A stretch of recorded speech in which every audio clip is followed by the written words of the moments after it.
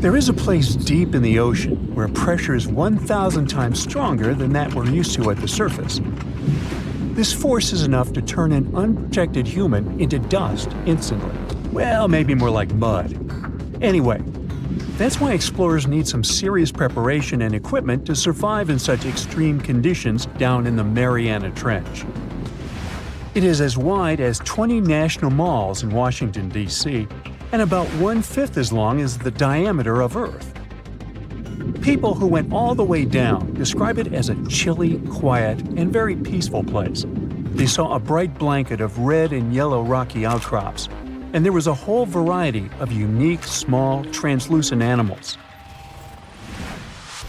The popular myth is that more people have gone to the moon than to this deepest place on Earth is not true, though.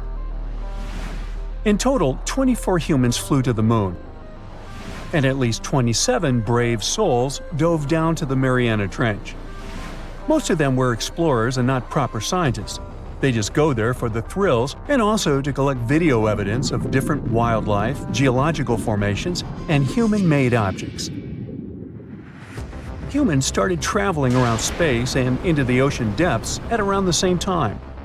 The first moon landing was in 1969.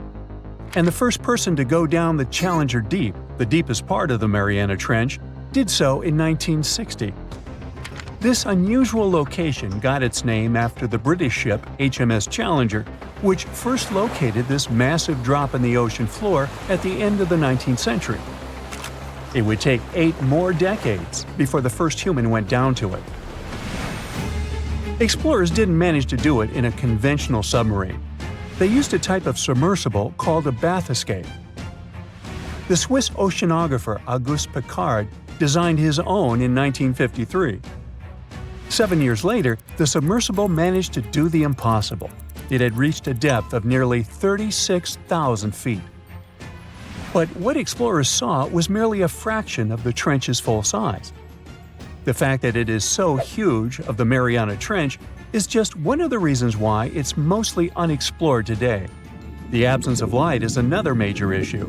Sunlight is incapable of reaching such profound depths, so the entire trench from top to bottom lies in absolute darkness. Because of such conditions, the ecosystem is a lot different than the shallower regions of the Pacific.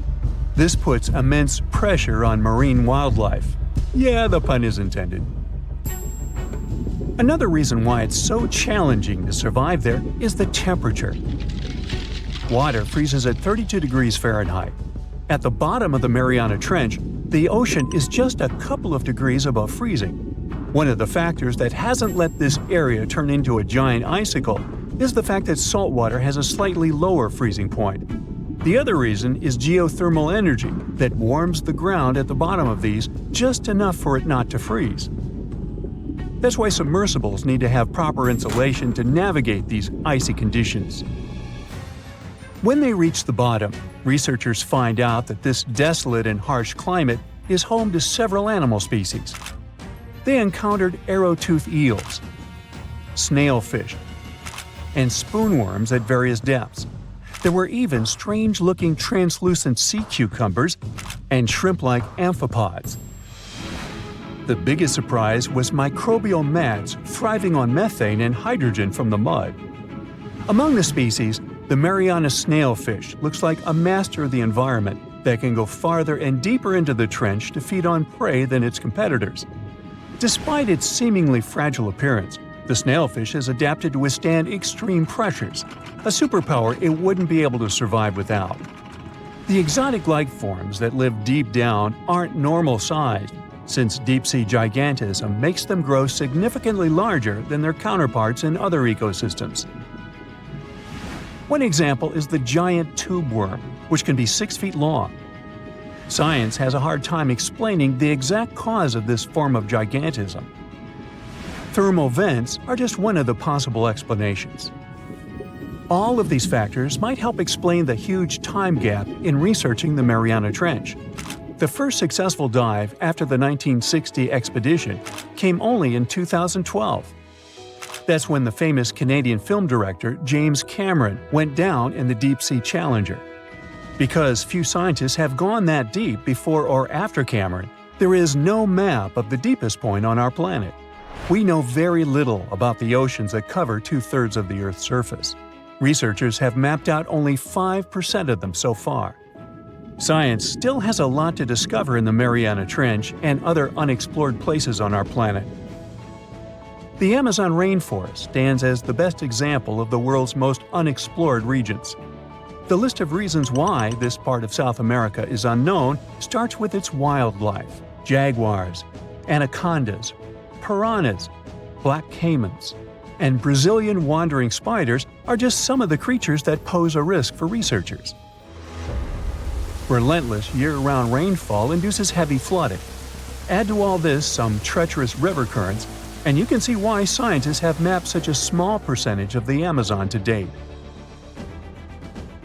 In just one region of Brazil, near Peru, there are at least 14 tribes that have never had contact with the outside world. The national authorities intend to keep it that way. Isolation of these indigenous people is the best way to protect their future. The same goes for a remote island in the Indian Ocean. After the tragic tsunami of 2004, helicopters flew over North Sentinel Island to make sure its inhabitants were alive and well. Meanwhile, the Sentinelese weren't thrilled. They took up bows and arrows to drive away the unwanted visitors. This tribe is one of the last uncontacted tribes on Earth. Although anthropologists and filmmakers visited the island in the late 1960s, we still don't know much about its indigenous population. It sits a long way off any shipping lanes in the Bay of Bengal. North Sentinel has no natural harbor, and it's surrounded by a shallow reef. This makes access to the island possible only by boat.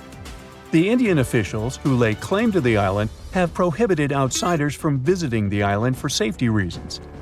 The estimates on how many people inhabit the island vary significantly, from as few as 15 to as many as 500. The island is not tiny. It's about 5 times as big as London's Heathrow Airport. Apart from occasional contact during the past 2 centuries, the Sentinelese must have been isolated for a long time. They are related to other indigenous groups in the Andaman Islands, but their neighbors cannot understand a word of their language. The continent of Antarctica has no permanent human settlements at all. The only people who periodically live there are international scientists. This vast expanse of ice and snow, roughly the size of the United States and Mexico combined, still has many regions where humans haven't set foot. Satellite imagery and photos that NASA's aircraft made from the air have mapped out the entire continent. So we know where to go, but it's not that easy. The reason for this are all the adjectives that go with Antarctica. It is the coldest, windiest, driest, and brightest of the 7 continents. This makes it virtually unlivable. More than 99% of its surface is covered with a permanent sheet of ice. Its thickness ranges from 1 mile to as many as 3 miles in some places. That's half the height of Mount Everest. Now, the Himalayan range contains the world's tallest unclimbed mountain. It is also the tallest mountain in Bhutan. In the local language, the mountain's name translates as White Peak of the 3 spiritual brothers. Out of respect for the spiritual beliefs of the local population, national authorities restricted and then completely banned mountaineering at the beginning of the 21st century. To this day, there is no evidence that any climber has ever managed to successfully reach the summit of this mysterious mountain. In the past 30 years, scientists have made an incredible discovery of a new creature living deep beneath the surface of the ocean, and the name of the creature is the harp sponge. Now, if you're wondering why it took so long to come across this animal, then I might have the answer. These creatures typically hang out at a depth of roughly 11,100 feet beneath the ocean's waves. This sponge species was first discovered off the coast of California thanks to a robot that was sturdy enough to explore those crazy depths the ocean has to offer. This is no doubt an area of the planet where even the most benign-looking creatures can be potentially dangerous.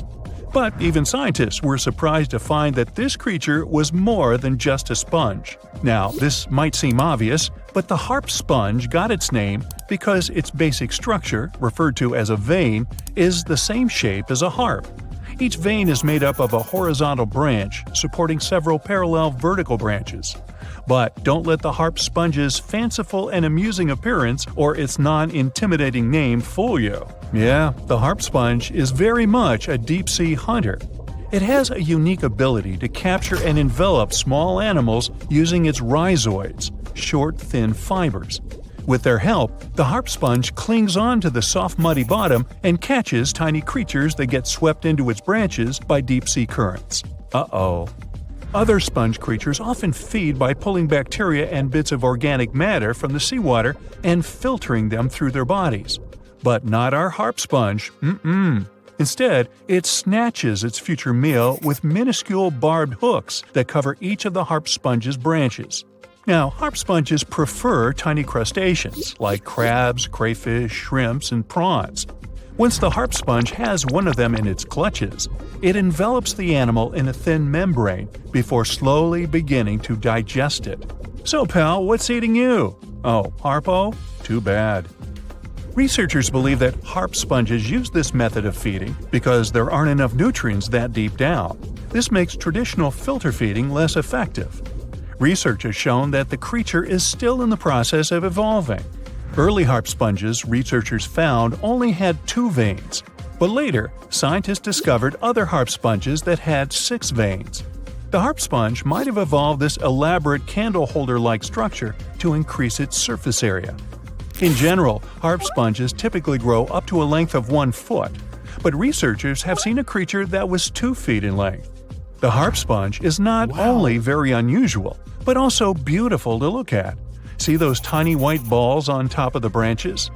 Now, why don't we look at some other creatures that live below the photic zone of Earth's oceans? The photic zone means the area beneath the ocean's surface that still receives some sunlight. Thanks to this, there are loads of different creatures and organisms living there. Any animal living beyond this layer qualifies as a deep-sea creature. The Tomopterus worm is a segmented worm you can find in the twilight zone of the ocean. This is the area that lies between 650 and 3,300 feet beneath the surface. These creatures are often no more than 1 inch long, but the largest of them can grow up to 1 foot. While swimming around and feeding, these worms do what researchers describe as an amazing smooth dance. That's because the creatures can swim extremely quickly and maneuver at tight angles with ease. Now, I know most people hear the word worm and think of the common earthworm, so it's quite interesting to know there's a deep-sea worm out there that never leaves the water during its entire life. Similarly, most of us try to avoid jellyfish that either rest on the sand or sit on top of the ocean waves. This isn't the case with a chrysota jelly.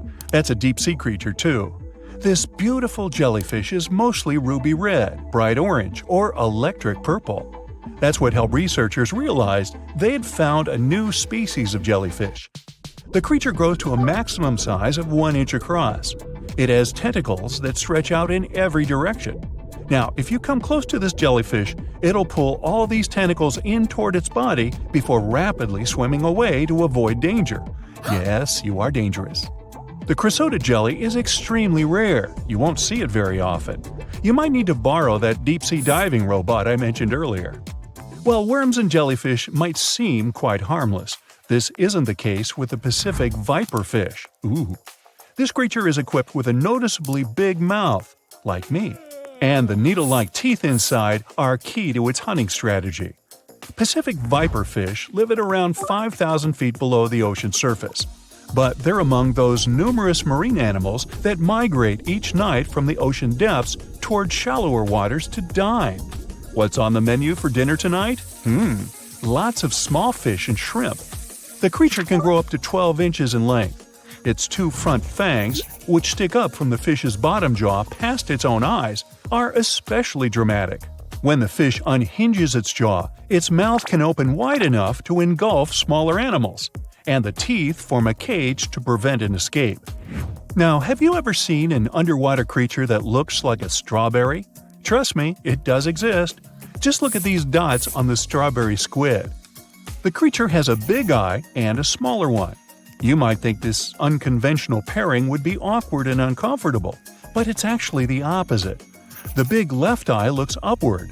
It spots shadows cast by other animals in the dimly lit waters above. The eye's tubular shape helps it collect as much light as possible. On the other side of the squid's head, you can see its right eye. It's small and looks downward. This eye searches for flashes of bioluminescence produced by animals lurking in the darker waters below. Now, bioluminescence means the production and emission of light by living organisms. By the way, the squid has a nickname. And no, it's not Squiggy, although that's a great one.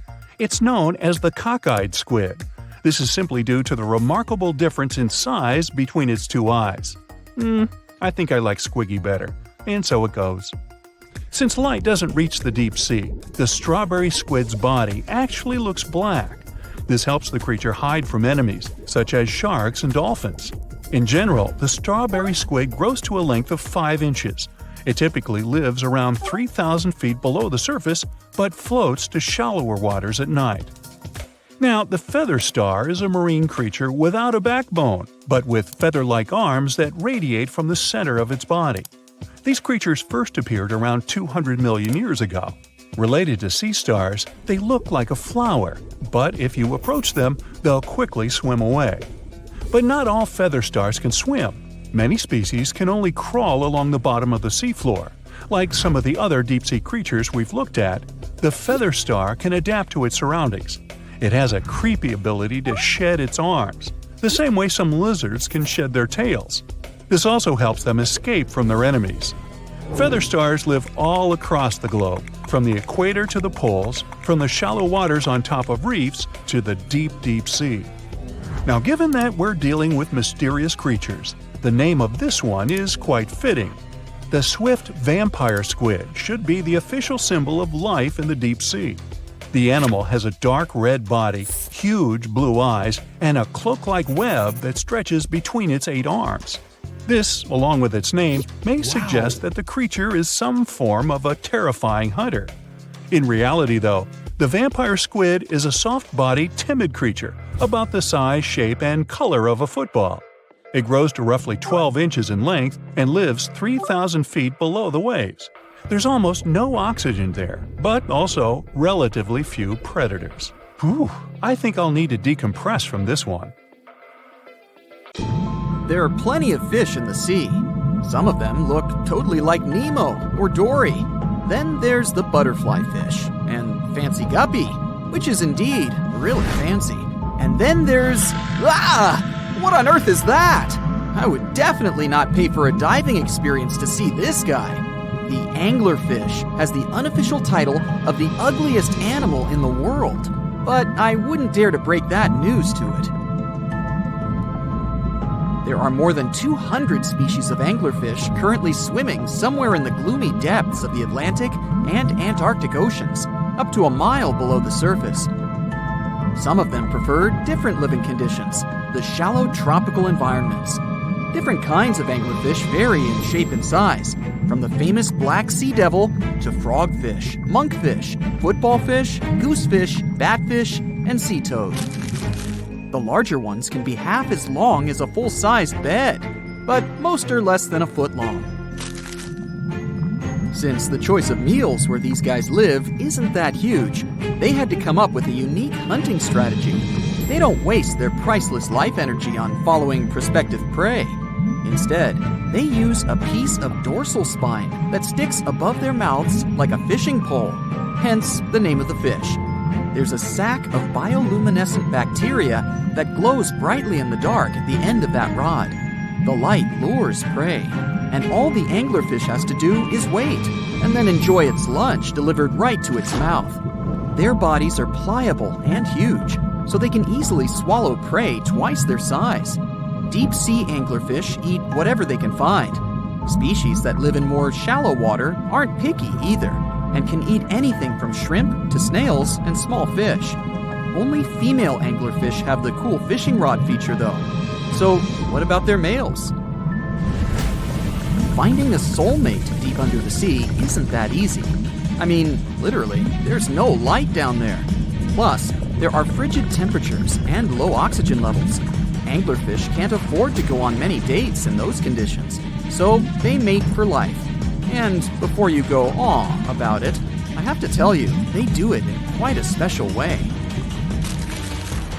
Male anglerfish are much smaller than their ladies. The contrast is so striking that when researchers first got interested in their love life, they thought those males were actually the offspring, or larvae, hanging out next to their moms. Certain anglerfish male species have receptors that alert them that there's a female nearby. After they mate, the male bites into his woman and stays attached to her head, belly, near her tail, and other areas he can access. While they morph together forever, the female fish gets the male's cells, DNA, and reproductive organs, but loses her immune response cells. The male gets free permanent housing and nutrition. Given the current real estate prices, it sounds like a dream. But that accommodation is shared by up to 8 males, and they can't move out if they ever feel like it. You're unlikely to meet this deep-sea fish in real life, but if you meet an anglerfish in your favorite video game, remember that you can easily outswim it and make it kinder to you with tranquilizing arrows. Once you befriend it, the anglerfish can be your scout and help you discover new areas with its bioluminescent pods. Back in the real world, down in the twilight zone of the ocean, about 650 to 3,300 feet down, the anglerfish isn't the only creature you're lucky you'll probably never meet. Many of the locals look like they come straight out of science fiction or horror movies, but that's because they had to adapt to this dark, deep world. I did my best to get you prepared for the creatures you're going to meet, starting with the common fangtooth. They spend most of their lives deep down, but at night, they move toward the surface to snack. These guys are more active than most other deep-sea dwellers. They don't wait for food to come their way, but actually follow it, and then get it with their long, hungry teeth. They don't have a built-in light bulb like the anglerfish, so they've developed a great sense of smell and use as much sunlight as they can get there in the depth to get around. Sometimes, even the shadow of a passing by prospective prey is enough for them to switch to action mode. And though they don't look too charming, they're completely harmless to humans if you ever run into one of these guys. Stoplight Loosejaw sounds like a great name for an alternative band, but it's actually another deep-sea resident with sneaky hunting habits. It has special light-producing photophores under each eye. They emit green and red light like a stoplight, hence the name of the fish. Unlike other fish, these guys hardly ever leave the twilight and midnight zones. Their lower jaw is a quarter of the total body length, and the stoplight keeps it open all the time, hoping to get some lunch. It looks like a ferocious predator, but mostly prefers zooplankton, with an occasional dessert of shrimp, krill, and fish. I'm sure you didn't expect to meet a hybrid of an eel and a bird, but here it is! The slender snipe eel has a beak, much like that of a bird, with curving tips. The beak is equipped with tiny hooked teeth that the eels use to catch the antennae of delicious shrimp.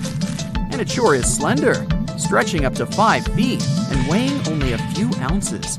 Scientists don't know all of this guy's secrets, since it's pretty tricky to study in their natural habitat. But it looks like they only produce offspring once in a lifetime, and then pass away. Glass squids like to take it easy in life and literally go with the flow. They're filled with a solution which is lighter than water, so they don't have to make any effort to move around the deep sea looking for food and partners.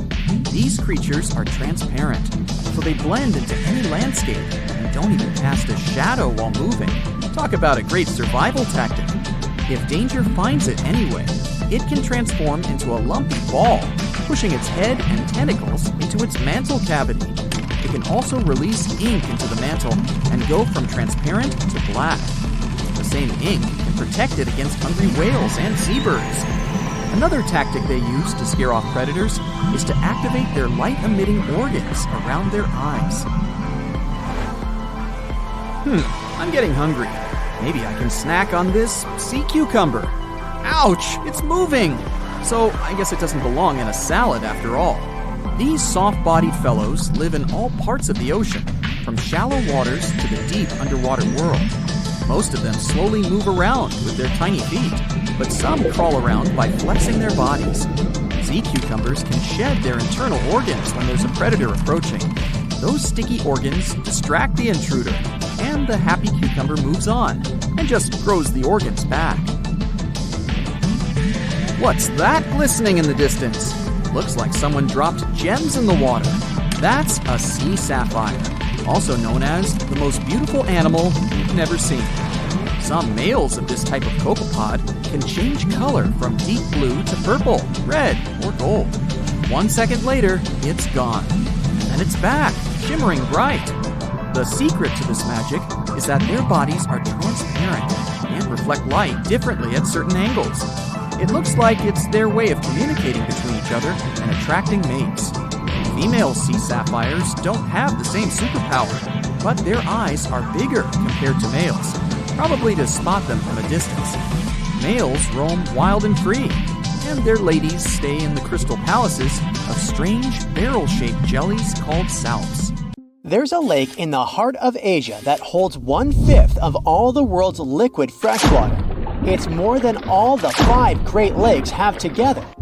Even if all the rivers on our planet suddenly changed their direction and set on a mission to drain this lake, it would take them a whole year to finish the job.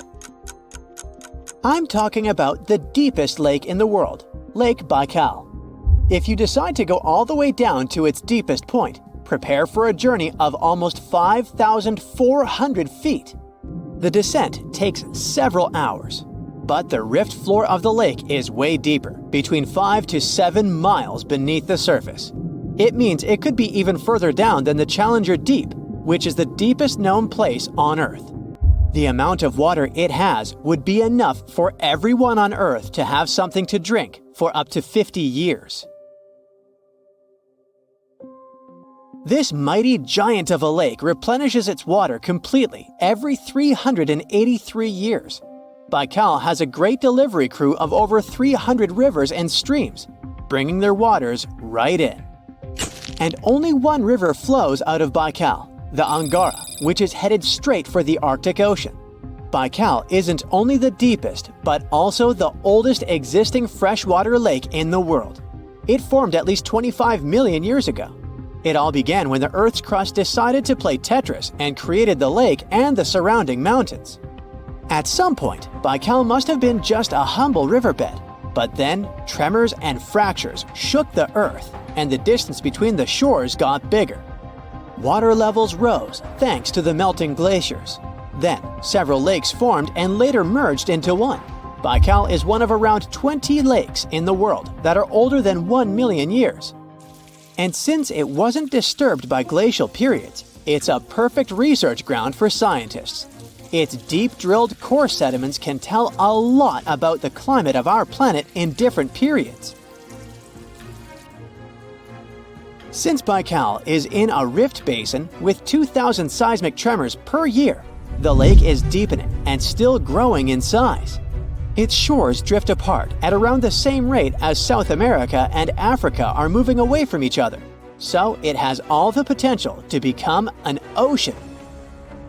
Another thing Baikal has in common with the oceans is that it has water rich in oxygen, even at its lowest depths. This is one of the reasons why the fauna of the lake is so incredibly rich. It's home to over 2,500 various animals and 1,000 plant varieties. Around half of them are unique and only exist in this area, like the endemic algae, the Baikal omul fish, and the Baikal oilfish. There are also some bears, elk, and lynx living on its shores. They must appreciate the fact that the temperatures around the lake are always higher than the rest of Siberia, thanks to its huge water mass. Most Baikal dwellers prefer to stick to the bottom of the lake, but there's one brave guy you'll meet if you decide to visit. Meet the Baikal seal, also known as Nerpa. It's the only true freshwater seal in the world. Nerpa's eyes are so cute it nearly landed the part of Puss in Boots in Shrek. Nerpa in Boots sounds good to me. These huge eyes are there to help them follow their favorite pelagic fish underwater. There are other seal kinds that can handle fresh water or use it to breathe, but these cuties spend their entire lives in it. But wait, how did seals, which are supposed to be oceanic creatures, end up in a lake miles and miles away from the sea? About 400,000 years ago, during the Pleistocene era, these adventurous creatures traveled up the river and drainage systems that connected Lake Baikal to the Arctic Ocean. The ringed seal that still lives in the Arctic is believed to be the Baikal seal's closest ancestor. Today, Baikal seals are confined to their freshwater home because of the changes in waterways. And they seem to be pretty happy with their home as they can choose from a huge variety of food to eat.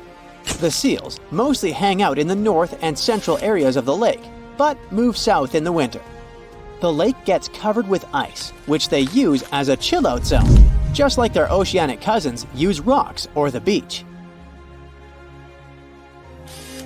Since at least 1969, Lake Baikal has had some mysterious ice rings pop up randomly here and there.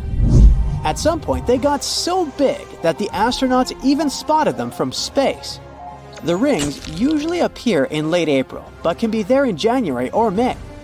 Scientists couldn't crack the code on how these rings form for a while. They had all sorts of theories, and the most popular involved methane gas bubbles from the lake's depths.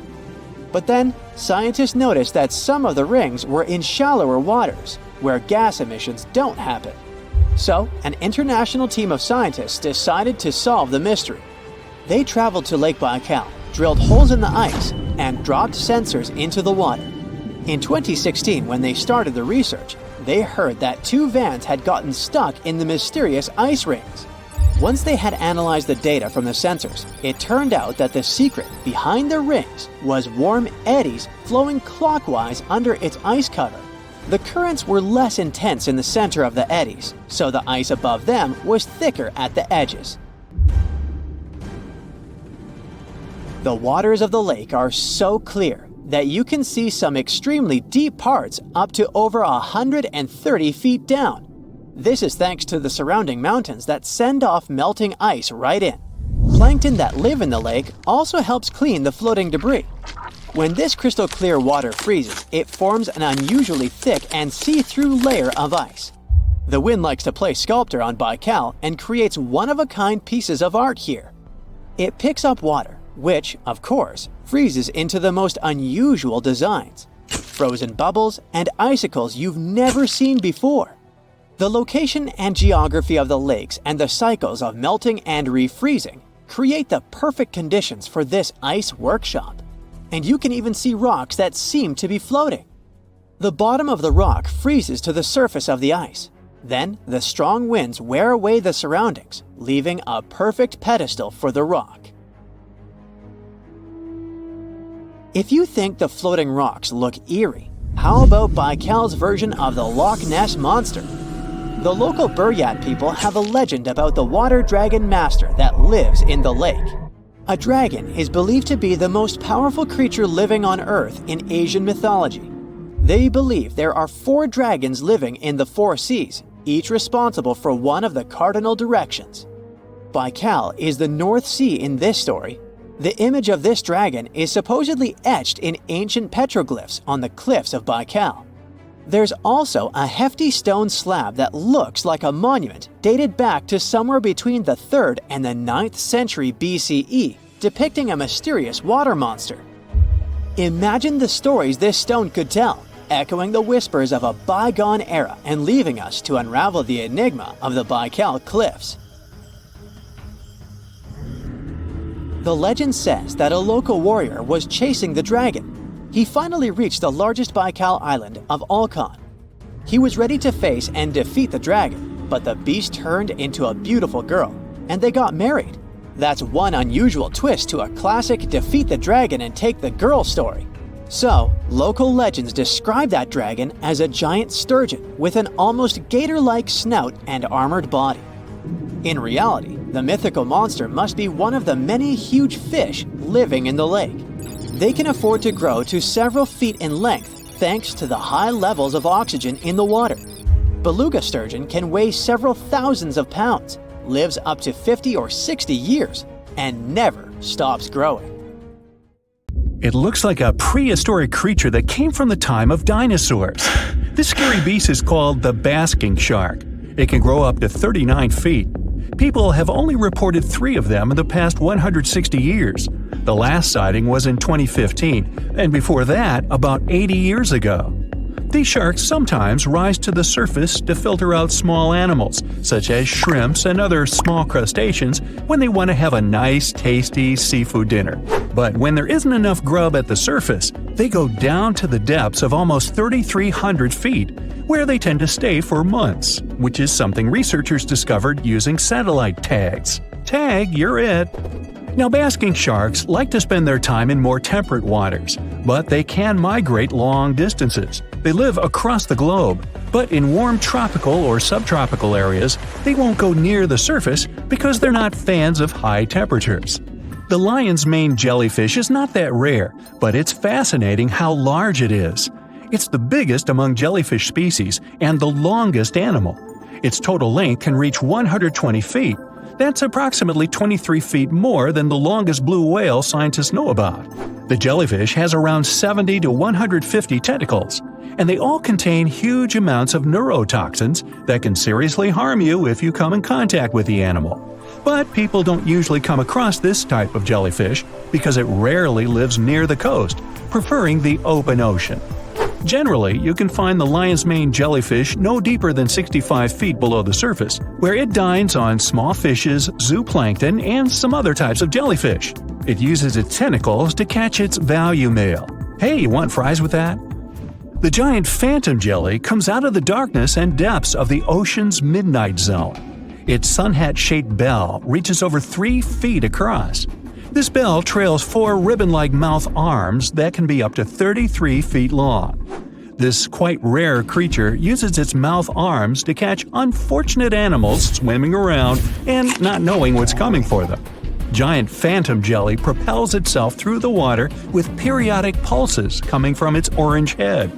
It glows faintly and mysteriously in the pitch-black depths. It lives across the globe in all the oceans except for the Arctic. I'm guessing it's too cold. Because of its odd shape, people often call the oarfish the dragonfish or sea serpent. It's about 26 feet long, which makes it the longest bony fish we know about, and lives at depths of 3,300 feet.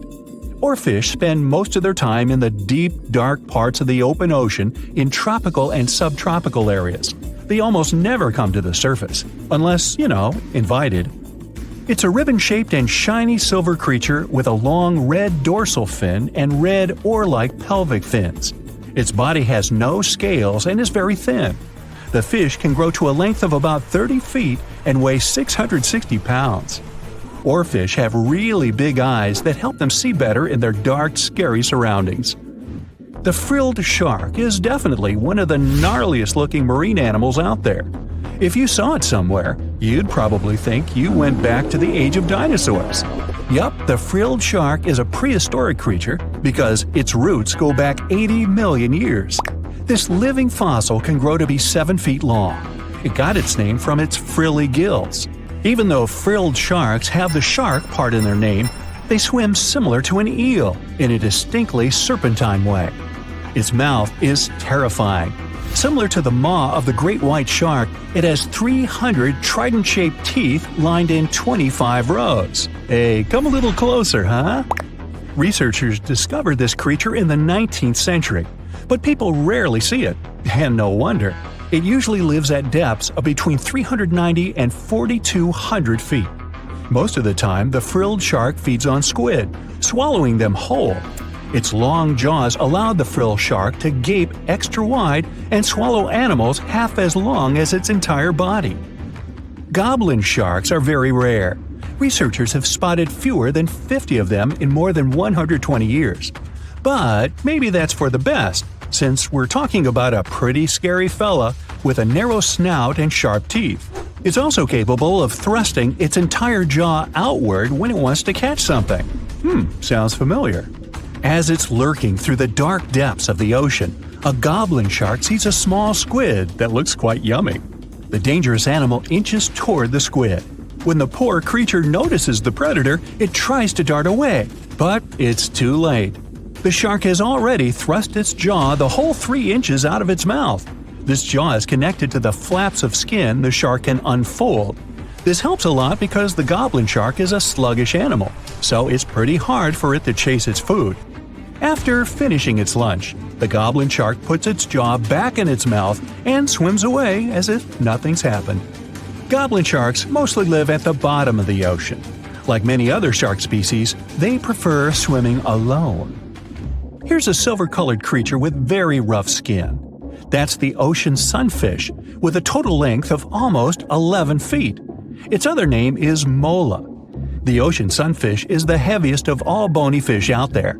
People sometimes call it a swimming head because of its bizarre appearance. These creatures have such a weird shape because they're born with a back fin that never actually grows. It just folds into itself as the animal matures and creates a rounded rudder.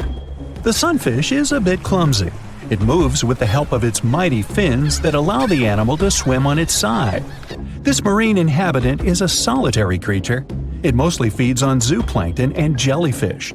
The spotted wobbegong is one of the world's rarest sharks.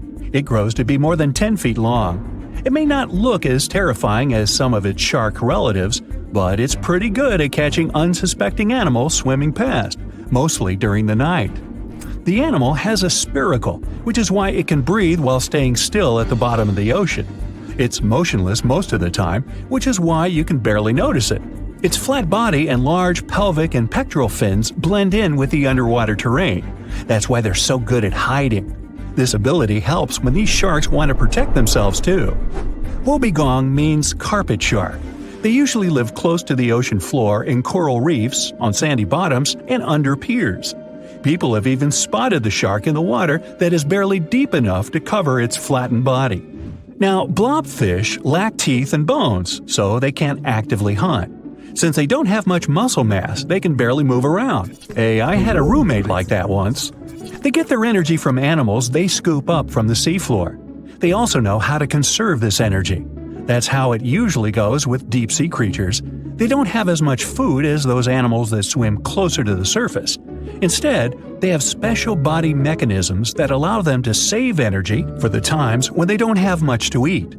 Pressure at the depths where the blobfish lives is 120 times as high as that at the surface. That's why the bizarre creature looks like a weird gelatinous mass only when you bring it up to the surface. The pressure here is not strong enough to keep its body together. Hey, breaking up is hard to do. The white margin stargazer could compete with the blobfish for the title of the ugliest animal in the sea, don't you think? Now, this animal has eyes on the top of its head, together with an upward-facing mouth which the creature uses to hide itself in the sand. That's where it spends most of its time, with only its eyes protruding from the sand. It chills this way until some small animal passes by. It can lunge at its target incredibly quickly, literally within milliseconds. This creates a vacuum in the water that pulls in a crab, fish, or some other small, unfortunate animal. Another tactic involves venom. This fish has a venomous spine in its shoulder blade that helps with catching other animals and defending itself against enemies. Even though it's not related to the electric eel, the white margin stargazer can generate an electric shock as powerful as 50 volts. Ow! The deeper you go, the creepier they get. You're about to travel to the darkest ocean depths and check whether this claim is true. Are the creatures living there as scary as people think? You go 120 feet down underwater. Pay close attention to the bottom under your flippers. Oh my, what's that terrifying face half hidden in the sand? That's the northern stargazer. You can meet this fish in the eastern United States. It buries itself in the sand until unsuspecting prey gets near. Then, the nightmarish creature electrically shocks the poor animal and dines on it. You are moving deeper to 240 feet under the surface. That's where you spot a colorful, puffy creature, no more than 1 foot long. It's the sarcastic fringehead. At first, the fish seems to be harmless. Ha! Only unless it's provoked. When this animal is agitated, it opens its huge mouth to fend off predators. This defense tactic is a sight to behold, both surprising and frightening. Luckily, the fish is no threat to people whatsoever. The creature you see next can comfortably live in shallow waters, but you meet it at a depth of 900 feet. You don't even need to wonder why the animal's called the Game of Thrones brittle star. Unlike starfish that slowly crawl across the seabed, this creature moves fast. It wriggles its long, flexible arms to get from point A to point B. Its body is protected by a hard calcium carbonate shell. Also called snake stars, these creatures are tiny and easily fit in nooks, cracks, and small crevices in rocks. At a much greater depth of 2,000 feet, you come across the giant squid. For a long time, it was thought to be a creature from legends rather than a real animal. The giant squid was first caught on camera in 2001, and it's exactly as big as its name implies. The creature's eyeballs are the size of soccer balls, and the squid itself can weigh up to 600 pounds. Almost 3,000 feet below the surface, you get spooked by another creepy-looking animal. It's somewhat red and rather small, no longer than 1 foot long.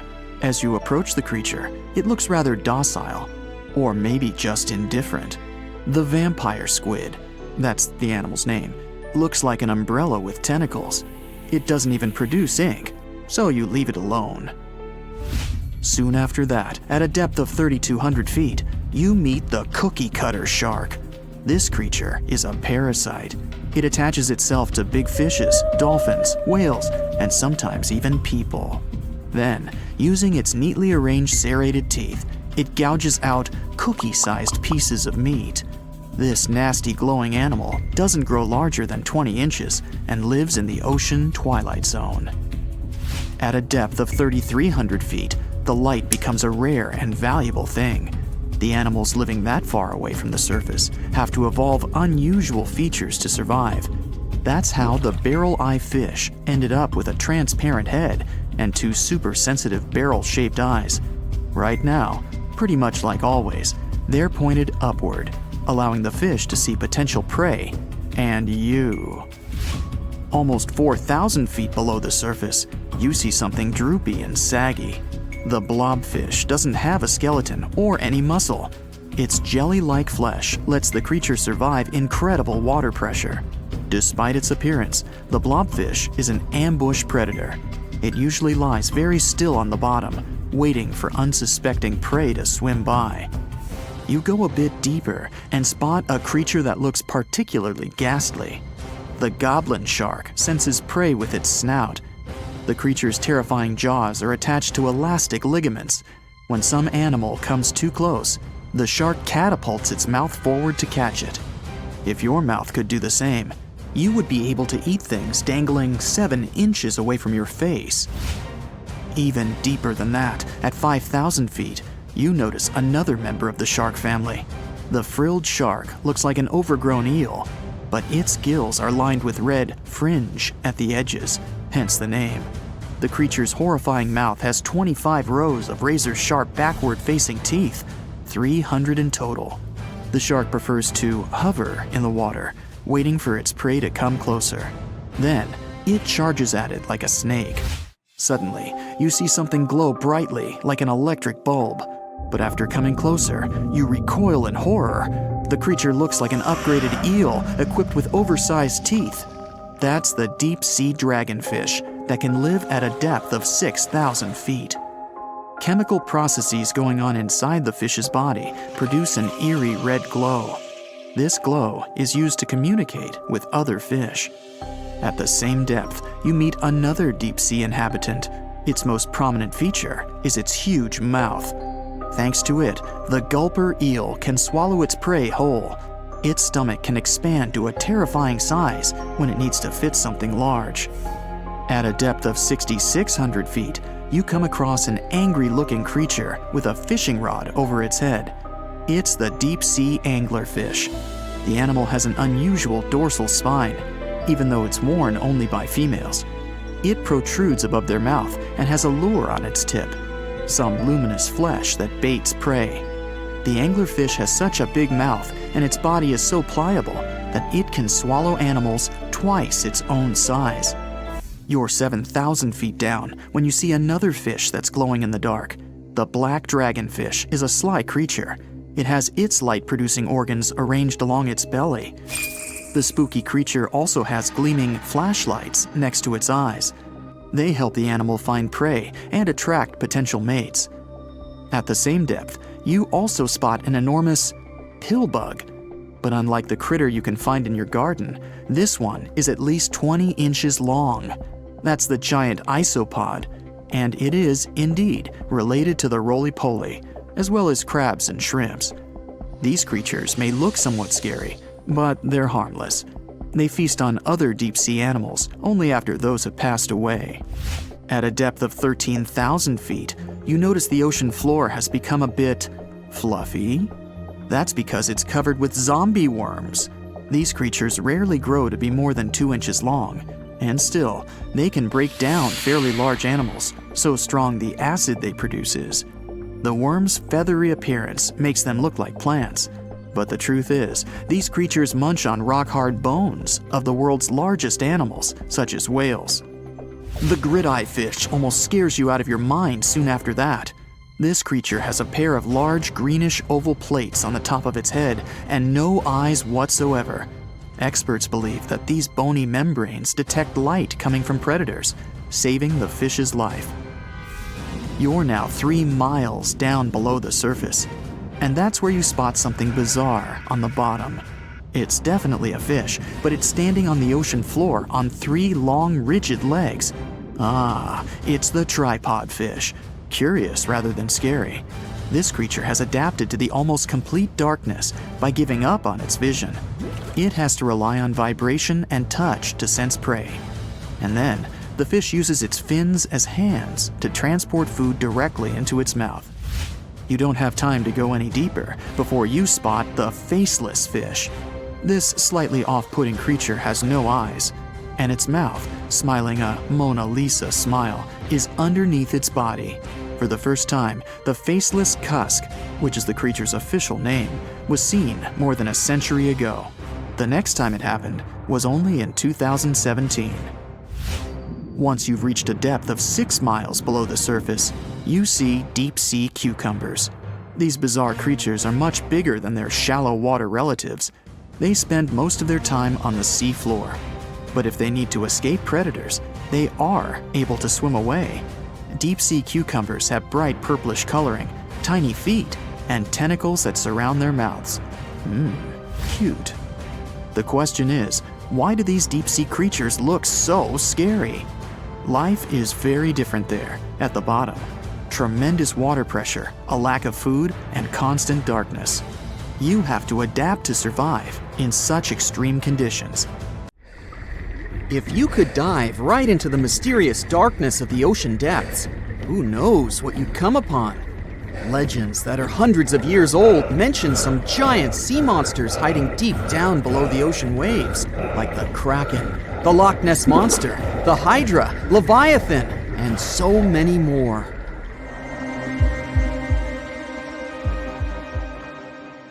Okay, no one has ever seen such monsters, but there are still weird and unusually big sea spiders, squid, worms, and many other animals that grew way more than we'd expected. Take a look at the colossal squid from sub-Antarctic waters. It's around 14 times longer than the arrow squid that lives near New Zealand. And deep down in the Pacific Ocean, there's a sea sponge as big as a minivan. Oceans contain about 96.5% of all water on our planet. Up to 80% of all life on Earth we've discovered is under the oceanic waves. We haven't explored, mapped, or even seen more than 80% of the ocean. In fact, we've mapped Mars better than we have the ocean bottom. The pressure down there is insane, and it would make you feel like you're holding up almost 50 jumbo jets. And temperatures at such depths are extremely low. Conditions deep below the oceanic surface are harsh, so creatures that live there need to adjust. That's why many of them grew very, very big to survive. Creatures that live in cold, dark depths are so big because of a phenomenon called deep sea gigantism. The deeper you go below the oceanic surface, the less sunlight there is. That's why the temperatures drastically fall. The result of this is increased cell size and longer life of creatures. Also, these creatures don't have as much oxygen as the marine animals that live in shallower parts, and their food sources are minimal. Much of the food they get comes from shallower waters, and only a little bit trickles down to the deeper parts. And when there's not enough food, being large is an advantage. Larger creatures can move farther and faster to find something to eat. Their metabolism works slower. They don't digest the food that fast, so they can store food and conserve energy for hard times when they can't find anything to eat. They don't need to regulate their body temperature either, which also helps them save some energy, which they can then transfer to other body processes. They mature more slowly and later than those living in shallow waters. The majority of fish species that dwell in deep waters live 30 years or even more. Orange roughy fish, on the other hand, live up to 150 years. This fella grows 24 feet in length and weighs up to 1.5 tons. But it grows to be so big for centuries. They start looking for partners when they're 150 years old, and they can also live this long because there are not so many predators at such depths. Also, there are no humans or other things that can disturb them or endanger their existence. At such depths, the environment is pretty stable, so many animals there are like living fossils, because they probably haven't changed in millions of years. The first 650 feet of the ocean's depth are considered to be the open ocean. The majority of the marine life we've discovered lives there, since that's the area the sun can still reach. And then, as you continue going deeper, you reach the twilight zone. It seems like nothing lives there. But at about 820 feet, you see a small oasis of ancient life blooming. For example, there are sea lilies, animals that have been living at such depths unchanged for millions of years. Coelacanths, another living fossil, have been living in the ocean for more than 360 million years. Hagfish haven't changed in a very long time either, for over 300 million years. This creature lives at depths of 5,500 feet. They evolved before the rest of the vertebrates, which is why this is the only living animal without jaws or a spine, even though it still has a skull. Deep-sea creatures can't survive in shallow waters. They've evolved to live in depths under bigger hydrostatic pressure. Humans and other organisms that have internal spaces filled with gas would end up crushed if we could go to such depths. That's why deep-sea divers always need to wear special dive suits designed for surroundings with higher pressure, even though they're not going that deep to the areas where these giants live.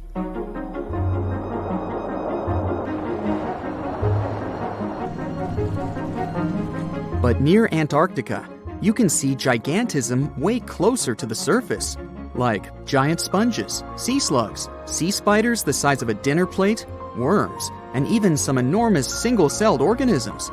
They all tend to chill in shallower waters. Scientists are not sure why exactly, but they think it could have something to do with oxygen. Giant species use just a little oxygen, and the waters around Antarctica are pretty rich in it, which means there's hardly any limit to these animals growing bigger and bigger. Back to deep-sea creatures. As mentioned, they had to adjust to strong pressure, so they almost don't have any air gaps in their body at all.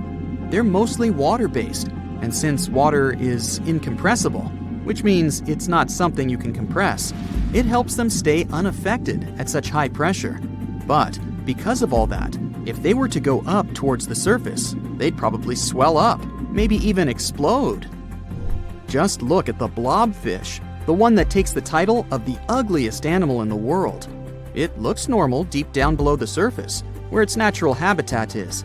But when it gets up to the surface, where the pressure is 120 times lower, it changes its shape. The blobfish doesn't have a skeleton or muscles, so without high deep-sea pressure, it ends up being all floppy and saggy. The dark oceanic depths are not just scary to watch, but to listen to as well. In 1997, scientists were trying to find underwater volcanoes located off the South American coast. During their travels, they recorded one of the loudest noises ever registered. It was pretty weird, too. It was so loud, even sensors from more than 3,000 miles away managed to pick it up. They later called it the bloop.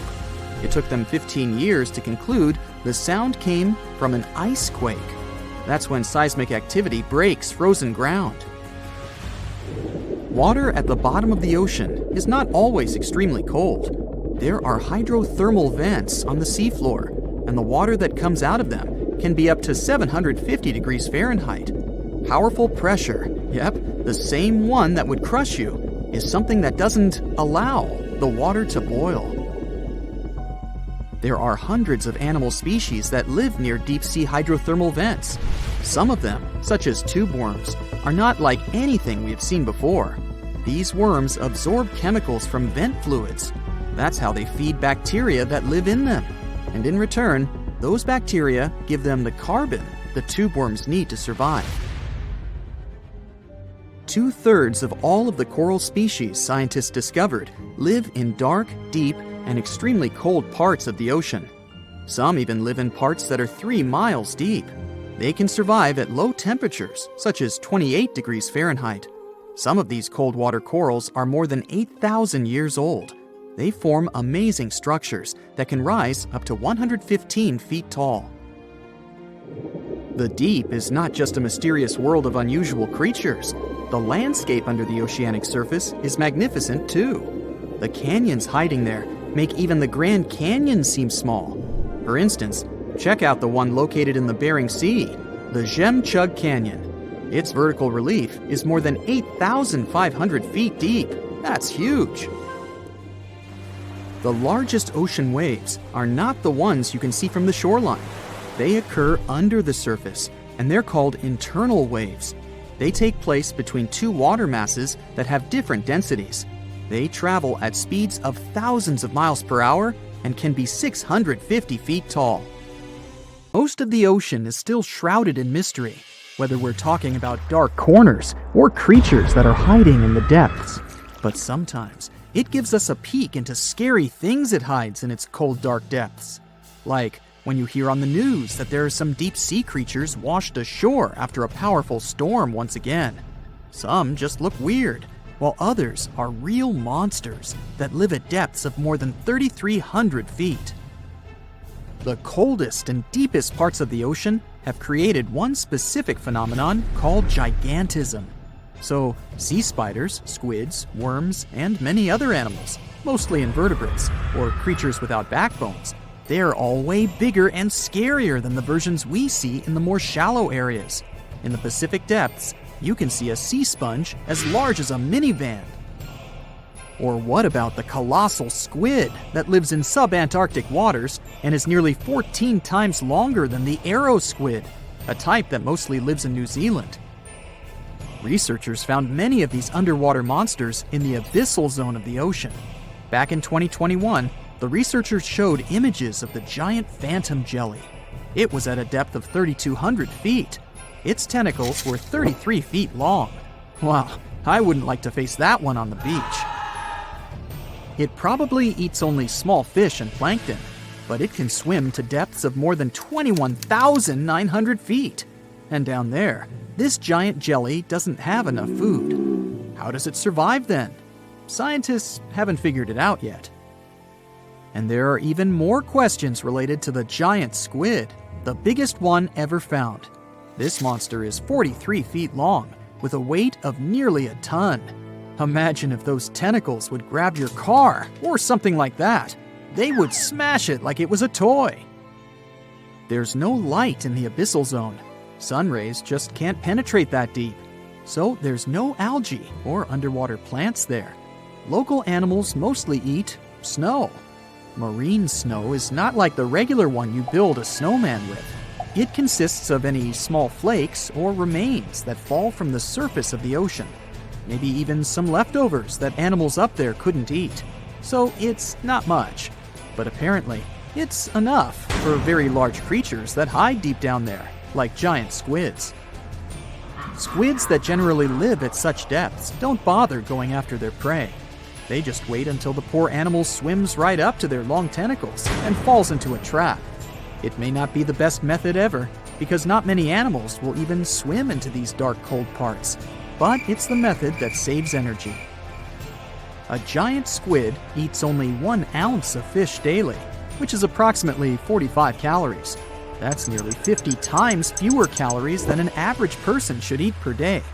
So when a squid gets 1 fish, it saves it for a couple of days. I hope giant squids won't get the idea to go to the surface and look for food when there's not enough of it in the abyssal zone. And I hope even more that giant Greenland sharks won't get that same idea. You can find them at depths of up to 7,200 feet. They're twice as slow as we usually walk. They swim at a speed of 1.12 feet per second. Their slowness is part of the energy-saving mechanism that creatures down there need to survive. But they can speed up in the form of short bursts when they need to catch prey. But they kinda change their diet from predator to scavenger, considering their environment. There will be more leftovers falling from the surface than animals to go after. Greenland sharks grow just 0.4 inches per year, and they're mostly 20 feet long, which means they live for a very long time, sometimes up to 400 years. They also have a slow metabolism, and that's one of the main factors for their long life, too. Greenland sharks like to spend their time in cold waters. They're adapted to that, since their tissues have specific chemical compounds that prevent the forming of ice crystals all over their body. That means they have some sort of natural antifreeze. So what makes them so big? Scientists are still not sure, but some theories try to explain it. There's this thing called Kleiber's rule that says bigger animals tend to be more efficient. Just take a small fish and compare it to a whale with a mass hundreds of times bigger. The whale has a greater metabolism. It conserves energy more efficiently and loses less of it to the surroundings through heat. Moving on, bigger animals can ingest bigger prey. They're more likely to go through tough issues in their environment or defend themselves from predators going after them. Also, the body gets bigger when temperatures are lower. The Greenland shark is a perfect example. So are giant sea spiders. Sea spiders are generally common, and you find some very small ones at 0.04 inches. But in deeper parts of the Antarctic, they become 3-foot-long giants. They grow so big because the cold water has more oxygen. That way, more of it diffuses into the animal's body, and that allows it to grow bigger. Yeah, both as a creature and a nightmare. And how about this giant tube worm? Researchers found it accidentally while they were exploring the mysteries of the Pacific Ocean floor. They stumbled upon unusual hydrothermal vents. Volcanic heat is a thing that gets them going. As water seeps down through faults or cracks in the rock, these vents change their direction. When the water gets out of the vent, it's rich in different minerals and chemicals. Most animals wouldn't survive being around this toxic soup of chemicals, but not these tube worms. They came as a true surprise, because not only are they not bothered by these toxic vents and the almost boiling temperature of the water, but they developed entire ecosystems there. They're unique because they don't need sunlight to survive. Instead, small bacteria are their main source of energy. That bacteria gets their energy directly from these toxic chemicals. So it's not photosynthesis, but a process called chemosynthesis. And these tube worms don't have mouths. These bacteria live inside them. Strange story, huh? Plus, these scary worms reach up to 8 feet. Giant isopods are no better either. They lurk at the depths of the ocean of 1,640 feet or more below, far away from the sunlight, looking like some monstrous wood lice. They spend most of their time on the seabed, hoping to find some food falling from higher levels of the ocean. Check out their small hooked claws at the ends of their legs. Isopods use them to remain more stable while moving around the ocean floor. Since there's no light, They have long antennae that help them feel their way around. These sensory antennas are about half the length of their body. Giant isopods have pretty big eyes compared to their body size, too. They can grow over 12 inches from head to tail. And these fellas are really patient. Remember how we said animals down there rarely get food? Sometimes they need to wait for years to get a proper meal. That's why their metabolism is amazingly slow. 5 years later. They can go for 5 years without eating anything. Imagine that. I get hungry just talking about this. In 2006, a biologist did research to compare the differences between the shallows and the deep sea regions. He realized the deep sea mirrors the island rule. First, isolated parts of land develop biodiversity you won't find anywhere else. Second, small-bodied life there grows much bigger when it's isolated, compared to life on large land masses. Resources are limited, but also competition and predators. And we don't know much about these deep-sea creatures. It's too expensive and too complicated to carry out such research, so we'll just wait for more raging storms to show us at least part of the monstrous world cold ocean depths hide. Think you know what lurks in the depths of the ocean? While nearly 95% of our oceans haven't been explored yet, it's hard not to let your imagination run wild. But thanks to brave explorers, deep-sea cameras, and awesome archaeologists, we do know about some pretty incredible sea creatures living in our waters today, and millions of years ago. From the 9-foot spider crab to the 60-foot prehistoric megalodon, these sea dwellers come in all shapes and sizes. But let's focus on sea creatures famous for their huge size. Can you guess which living species of whale is the largest? Well, it's not the orca, but that's a good guess. The orca is a toothed whale that can grow to anywhere from 23 feet to 32 feet, which is slightly smaller than a school bus. How about the narwhal? Nope, they're not the biggest either. These unicorns of the sea live mainly in Arctic waters and only grow 13 feet to 20 feet in length, and that's including their 9-foot tusk. Tired of guessing? Okay, I give in. The largest whale that still exists today is the blue whale. At a jaw-dropping 82 feet to 105 feet, the blue whale is not only the biggest whale we know of, but is currently the largest animal to have ever lived on Earth. Seriously. These animals are bigger than a T-Rex, and even the prehistoric megalodon. If you were to put a blue whale next to a school bus, it would look like it could swallow it. Think about that. According to National Geographic, a blue whale's tongue can weigh the same as an elephant. And their hearts can weigh as much as a car. That doesn't even sound possible. It's no wonder these giants need to eat about 4 tons of krill every day.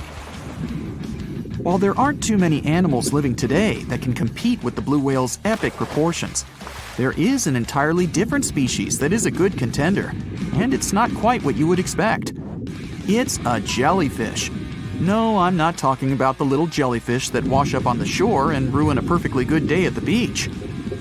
I'm referring to the lion's mane jellyfish, the biggest jellyfish around. This invertebrate can grow up to 120 feet long. They also come in different gorgeous colors like red, purple, or even shades of orange. As if their length wasn't impressive, the lion's mane jellyfish boast a whopping 8 sets of 70 to 150 tentacles. That means they can have up to 1,200 in total. And here's the giant oceanic manta ray, the largest type of ray in the world. Their wingspan can be longer than a bus. These guys can reach 30 feet in length. They also have the biggest brain compared to body size among all fish. Unlike their stingray cousins, mantas don't have venomous tails. And while the lion's mane jellyfish and the blue whale are yet to be beaten for the longest sea creature, there is one marine creature that can grow even larger in length. The Portuguese Physalia physalis, tentacles and all, can reach a length of 165 feet long, and that's according to mentalfloss.com. While this thing may look a lot like a jellyfish, it's actually known as a siphonophore. and there are hundreds and sometimes thousands of them that are genetically identical. Their long tentacles help the organism catch prey, and its sting is fatal to most animals, even humans in some cases. What's even creepier is that if one of the tentacles comes off the organism for whatever reason, it can float around the water for days before decomposing. Even if it's detached, this tentacle can still sting you. But don't go running out of the ocean just yet. Your chances of being hurt by a Portuguese Phacelia phasalis sting are pretty slim. However, if you do get stung, the side effects aren't pretty, with welts, stomach cramps, an elevated heart rate, and an upset stomach. While you don't want to go anywhere near these long creatures, they sure are pretty to look at. Check out all those colors. The Shastasaurus is the biggest marine reptile that has ever existed. These predators lived during the late Triassic period, about 210 million years ago. These amazing giants could reach lengths of up to 69 feet and weighed more than 75 tons. This made the Shastasaurus as heavy as a blue whale. And if you could stand this creature up vertically, it'd be as tall as a 7-story building.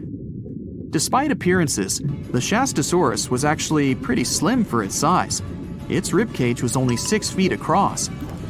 You'd think that this big guy was chowing down on other dinosaurs, but that's not the case at all. This reptile survived on a diet that consisted of small fish and cephalopods, like octopuses and squids. The Albertonectes is a bright representative of the plesiosaur family, meaning that this marine reptile had a small head on an incredibly long neck and large flipper-like limbs that helped it move through the water. These creatures occupied the seas around North America 76 to 70 million years ago. The length of this sea monster could reach 38 feet, with its neck taking up 23 feet of that length. Its neck was a true record breaker. It had a whopping 76 bones in it. No other animal known to humankind has had so many vertebrae in its neck. Scientists aren't sure why they needed such a lengthy neck. They might have used it to collect shellfish off the seabed, or perhaps it helped them capture their main prey, fish and squids. This aquatic reptile also had gastroliths in its stomachs. Some of them were as big as 5.5 inches in diameter. The Tylosaurus belonged to the Mosasaur family. It dominated the shallow seas of North America about 85 to 80 million years ago. This was an enormous predator, with the biggest representatives reaching 45 feet in length. It had a narrow hydrodynamic body with a blunt, powerful head that the animal used to ram and stun its prey. Its body was equipped with agile flippers and a long tail decorated with a maneuverable fin. The Tylosaurus was a carnivore, and its diet included not only fish, turtles, and small sharks, but also other mosasaurs, plesiosaurs, and flightless birds. Meet Ophthalmosaurus. This prehistoric reptile thrived during the late Jurassic period and lived in oceans all over the world. Ophthalmosaurus weighed somewhere around 6,000 pounds and grew to approximately 16 feet long, according to newdinosaurs.com. That's about the same length as the beluga whale that exists today. It's too bad these guys went extinct before we had a chance to see them ourselves, as their cartoonish wide eyes and dolphin-like features are pretty darn cute. Of course, the Ophthalmosaurus evolved over time to become ophthalmologists, or eye doctors that we know today. No, that's just a lie. Just testing you.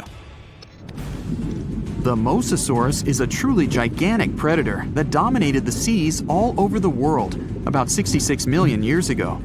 According to fossil evidence, some specimens could be more than 50 feet in length. This fact makes the Mosasaurus the biggest marine carnivore of its time. One of the most terrifying things about this creature was its crocodile-like head, decorated with literally hundreds of razor-sharp teeth, neatly organized in 2 rows on both jaws. The thing is that it was pretty challenging for the Mosasaurus to grab its prey in the water. That's why it had all these teeth, plus something special: pterygoid teeth anchored to the bones on the roof of its mouth. This made hunting and holding onto its prey much easier. The Styxosaurus belonged to the plesiosaur family and lived during the late Cretaceous period, around 85 to 70 million years ago. Upon first glance at this dinosaur, you might mistake it for a sea snake, and it'd be an honest mistake.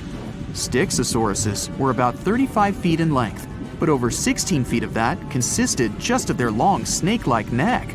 They had a comparatively small body and weighed approximately 4 tons. Their mouths were full of razor-sharp cone-shaped teeth that they used to catch fish. They didn't need to chew their prey, thanks to the 200 small stones called gastroliths in their bellies that probably aided in digestion. At the same time, some scientists believe that the Stixosaurus used these stones to sink to the ocean bottom in search of particular types of fish. Looks kinda like Nessie to me. Wanna high-five a sea creature? Well, put your hand up for the Tasmanian red handfish. This fish doesn't swim like a fish. It walks. It uses its flipper-like hands to stroll around on the ocean floor. These bottom walkers are disturbed by swimmers and boats a lot. Some people even want to take them home as pets. I think it's better to just give them a wave and swim on by. The vampire squid. Its species name is Vampiroteuthis infernalis, which translates to vampire squid from hell. Oh yes, this vampire squid means to terrify everyone with its name, its dark red color, its spikes at the bottom, and the scary fact that it can basically turn itself inside out. The vampire squid loves putting on a good show, but it's as harmless as a kitten is to humans. It's as if Dracula scared the pants off you, but he didn't have blood-sucking fangs. The vampire squid feeds on food particles from plants and animal matter floating near the ocean's surface. Since they're not predators, they need good defensive strategies, and their vampiric look is designed to ward off large creatures who want to eat them. Turning themselves inside out is a defensive mechanism since the spiky areas in the inner skin are more intimidating. They also shoot out a substance that does not have color, but is packed with bioluminescent particles to distract predators. The vaquita. Going out on a boat off the coast of Mexico sounds like the perfect vacation. The sun, the blue water, the most endangered sea creature. Wait, what? The vaquita isn't dangerous, but don't expect it to stick around to say hello or sign any autographs. It's incredibly shy. This little cow, that's what it means in Spanish, is one tiny sea mammal. With those black markings around its eyes, it looks more like a sea panda to me. Seeing one should make you feel very special. They're on the brink of extinction, mostly because they got caught by accident in fishing nets. It's estimated that there's only 10 left in the wild. The blue dragon. This little creature looks like something out of a kid's fantasy movie. It's called the blue glaucus, casually referred to as the blue dragon or blue angel. It can be found in many places, the Atlantic, Pacific, and Indian Oceans. It's kind of a mollusk and it only grows to be about an inch long. What you think is the back is actually the mollusk's bright underbelly. It regularly floats on its back so that its blue colors help it camouflage with the water's waves. The blue dragon isn't just pretty, it's also smart. It usually feasts on Portuguese man-o'-wars, also known as Physalia physalis. The blue dragon stores their stinging cells for later use, in essence, stealing their defensive mechanisms. When the blue dragon is threatened, it releases those stinging cells it stored, directing them at an enemy to sting them with more power than the Portuguese man-o'-war would have been capable of. As they can store a huge amount of stinging cells, they can be a threat to humans. So, if you find one, don't pick it up. It's best to admire it from a distance.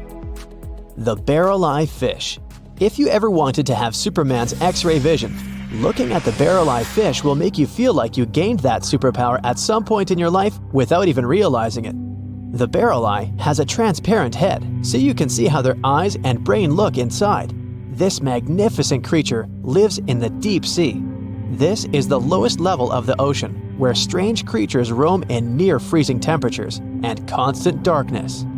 They're exposed to water's pressure that's almost 1,000 times that of the surface. If the idea of the deep sea sends a shiver down your spine, stay tuned to learn about another of its creatures later on. The barrel-eye fish can be found in the Atlantic, Pacific, and Indian Oceans. You might be wondering, why oh why would a fish have a see-through head? And that would be a fair question. Since the species was discovered in 1939, it was believed that the fish's eyes were set to see straight ahead and couldn't move. So it was assumed that they had tunnel vision. Scientists Bruce Robinson and Kim Reisenbichler from the Monterey Bay Aquarium Research Institute recently discovered that the fish can move its eyes vertically to see through the top of its translucent head, thus noticing if there are predators or prey nearby. The transparent head also allows more light to enter so they can detect prey better. It's believed that the barrel-eye fish eats jellyfish and small fish species. If you dive in the ocean at night, you might be lucky enough to see how orange ball corallomorph blooms in the dark. But make sure to be quick because as soon as you turn on your flashlight to take a good look, it will retract its tubes back into itself. The megalodon. The whale shark isn't the biggest shark known to humans. If the entire shark species were a kingdom, the prehistoric megalodon would be the ruler of the sea. Megalodon roamed the ocean a long time ago. About 15.9 to 2.6 million years back between the early Miocene and late Pliocene eras. While they've long been extinct, people are still amazed to learn about these gigantic sea beasts. Megalodon could reach anywhere between 45 feet to 60 feet in length with jaws more than 6 feet wide. A fossil of a tooth that once belonged to a megalodon measured at 7 inches. Needless to say, I'm pretty stoked that these guys have long been extinct. But there's still some adventurers out there hoping to meet this monster one day. The Dumbo octopus. This adorable creature, or creepy creature, or however you want to see it, is officially called Grimpoteuthis. More casually, it's referred to as the Dumbo octopus, named after the Disney character. Though Dumbo, the elephant, not the octopus, was teased for his big ears, it's highly unlikely that this adorable octopus gets teased by its water neighbors. They are the deepest living octopuses, living in the deep sea, and you know how scary that place is. They're only about 8 inches tall and spend their days hovering just above the seafloor eating snails, worms, and other food they find in the current or near ocean vents. There are nearly 17 species of Dumbo octopus, and they all have differences in height, color, and body parts. If you can't get enough strange animals, you'll be glad to learn that the deep sea has barely been explored by humans. So keep an eye out. There are bound to be more fascinating animals discovered in the deep in the future. The sea angel. These creatures might look and sound pretty cute, but their diet is far from sunshine and lollipops. Their favorite food are sea butterflies. They lay mucus traps for them and wait in ambush. The squat anemone shrimp. This shrimp is tiny, only 0.5 inches.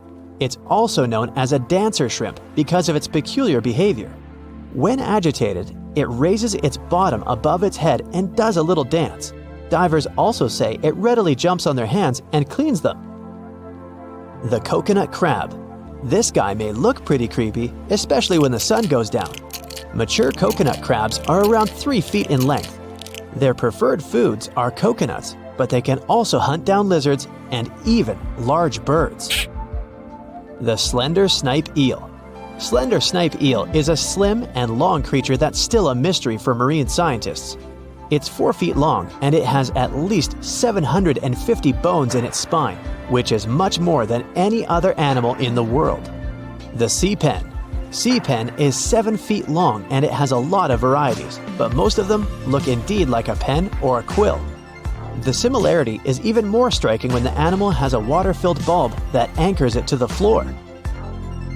The Persian carpet flatworm. This creature looks indeed like a carpet, despite being very small by comparison. It's only 4 inches long, able to become both male and female. It doesn't really mate with other flatworms. Rather, it fights them for the right to bear posterity. The flamingo-tongued sea snails. Tourists love these extraordinary snails for their pretty colors, thinking it's a shell, but in fact, the shell is quite dull and hidden underneath colorful soft tissues. They eat softer, toxic parts of corals and store their toxins to protect themselves. The deep sea is not all about singing mermaids and dancing crabs. It's actually filled with monster-like creatures that'll give you nightmares. So, if you're ready to meet them, grab your scuba gear and let's dive into the deep, mysterious waters to discover their fascinating and scary world. With its menacing appearance, one could call this fishy the vampire of the sea.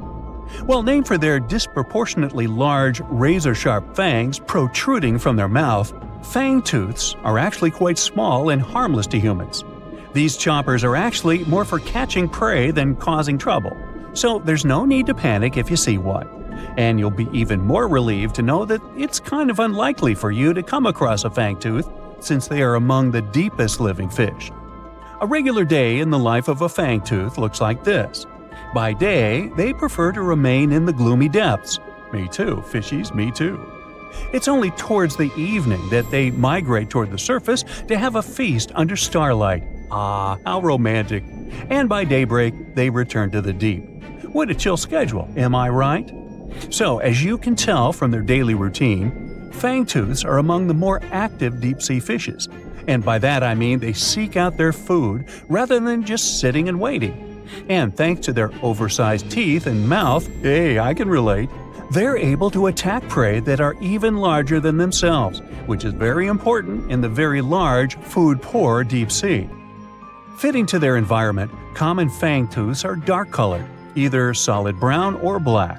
And unlike most deep-sea fishes, they do not have light-producing organs or cells to communicate with each other or to attract their prey.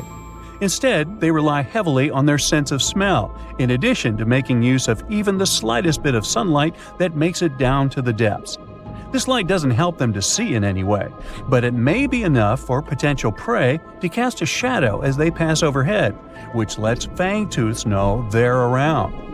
Now here's one hilarious fun fact before we move on to the next creature. Fangtooths can never close their mouths because of their huge mouths and long teeth. But you know what? I would bet maybe $500 that my orthodontist would claim he could fix that too. Our next horrific deep-sea animal is as real as a kraken can get. Giant squid, which actually did inspire the legends of the kraken, live up to their name. The largest one ever recorded by scientists was almost 59 feet long. It also probably weighed nearly a ton. You would think such a massive animal wouldn't be hard to miss, but since giant squid live deep underwater, they are difficult to come by.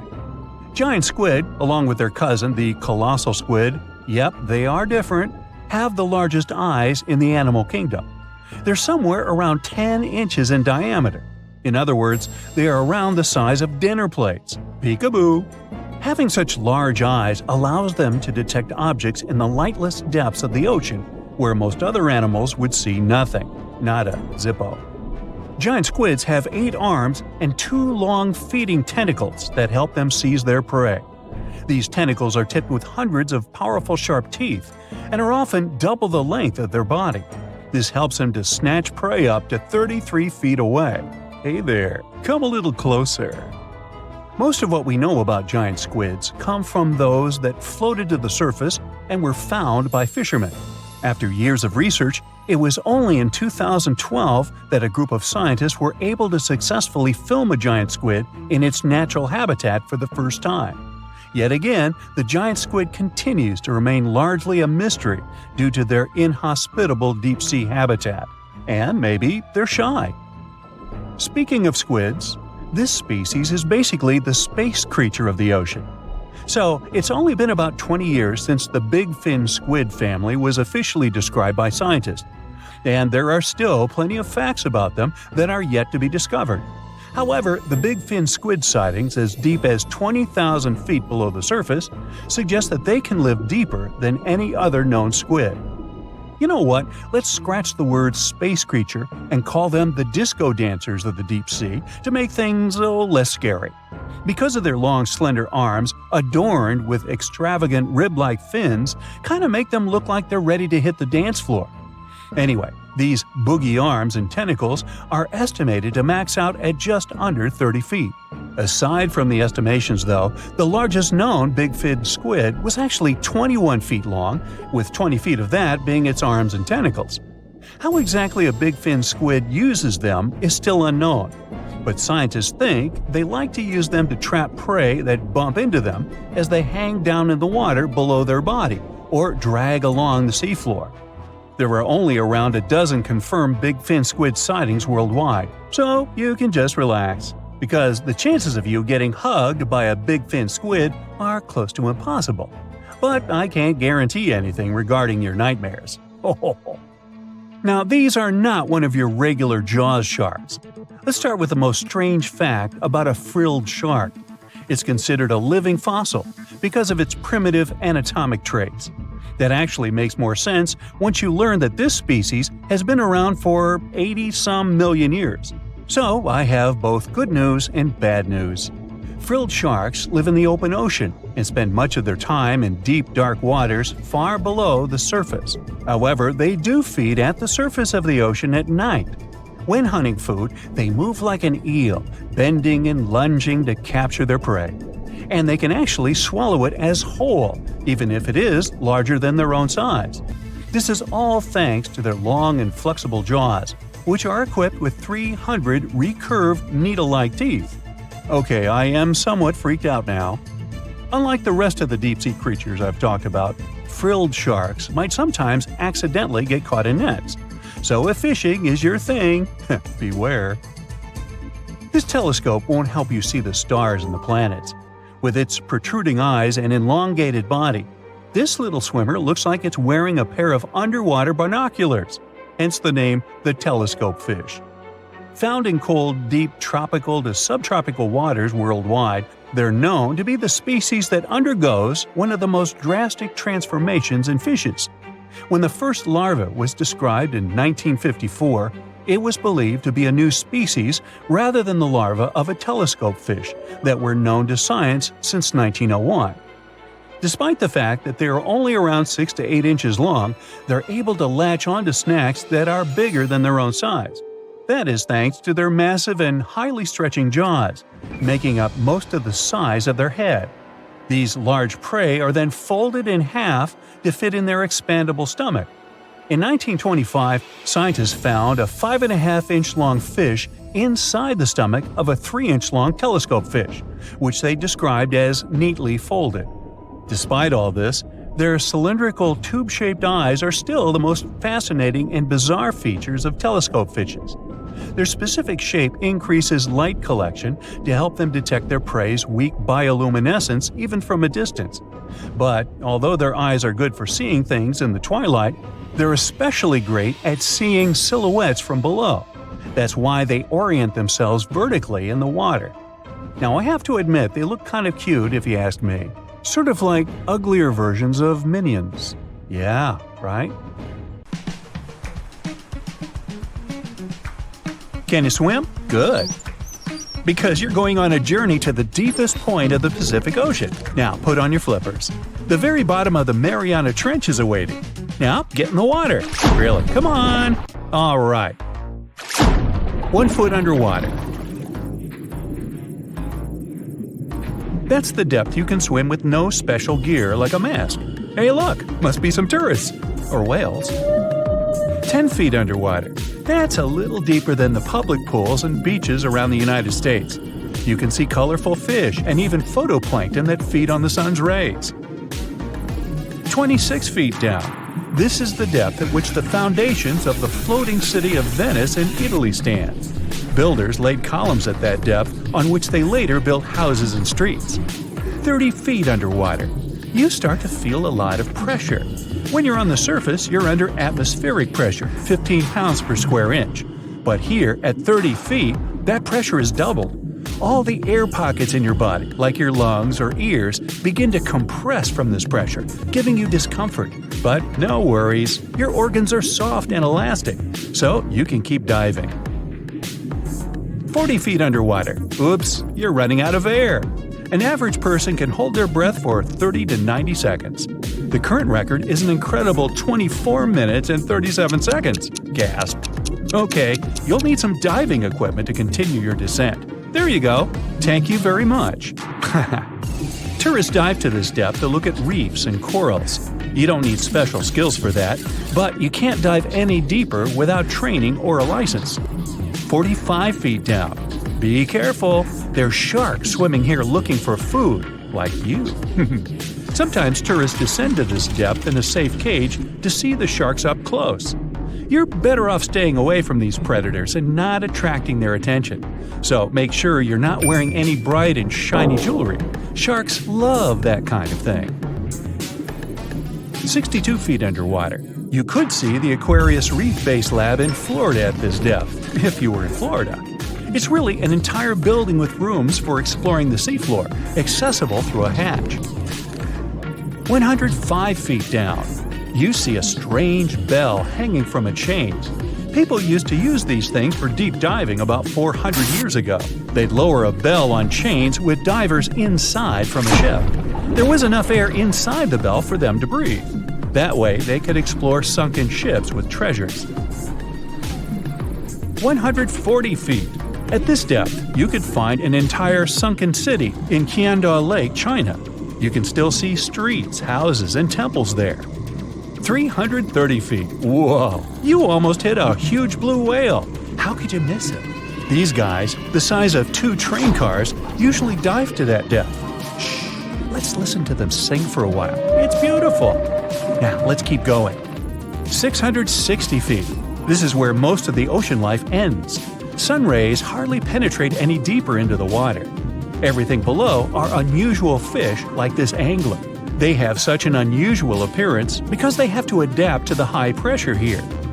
702 feet underwater. This is the last mark where you'd see a human without diving equipment. This man holds the title of the deepest man on Earth, and he's the only one who has managed to get to this depth. The water pressure on his body here was 20 times greater than that on the surface. 985 feet. Ooh, what was that sound? Whoa, that's a submarine. That's the maximum depth they can dive to. Some of them can reach speeds of 26 miles per hour. Fun fact, an ostrich can run twice as fast, but she can't swim. 1,090 feet. Say bye to this scuba diver. You won't see them any deeper than this. The world record was set in the Red Sea. It only took the diver 12 minutes to reach this depth, but it took him a whole 15 hours to return to the surface to avoid decompression sickness. So now you get an atmospheric deep diving suit. It's completely sealed, and you won't feel the insane water pressure on your body in it. 1,454 feet. If you stuck the Empire State Building in the water, its tip would be here, and all the carpet inside of it would be wet. 2,300 feet down. The water pressure here is 70 times greater than on the surface. The flexible plastic parts of your suit can't withstand that kind of pressure. So here's some urgent delivery. It's an ultra-deep submersible. Now you can continue your dive all the way down. 2,717 feet. Here you'd see the tip of the tallest building on Earth, the Burj Khalifa. Alright, who's sinking all the tall buildings around here? 5,387 feet. This is the depth of one of the oldest and deepest lakes in the world, Lake Baikal. Its area is slightly larger than the entire country of Belgium. 8,040 feet. That's the record depth the Perdido oil platform reaches in the Gulf of Mexico, and its above-water part with 3 decks is almost as high as the Eiffel Tower. 11,962 feet. This is the average depth of the Atlantic Ocean. You can see a huge tube as wide as a giraffe's neck, and it just seems to be endless. True, this cable connected Europe and North America and used to serve for telegraph communications. 12,303 feet underwater. Suddenly, in the darkness, you see the outline of a ship. No way! That's the Titanic itself. The intense water pressure would crush a person at this depth, so you can only dive down to the Titanic in a submarine. 13,123 feet. Whoa!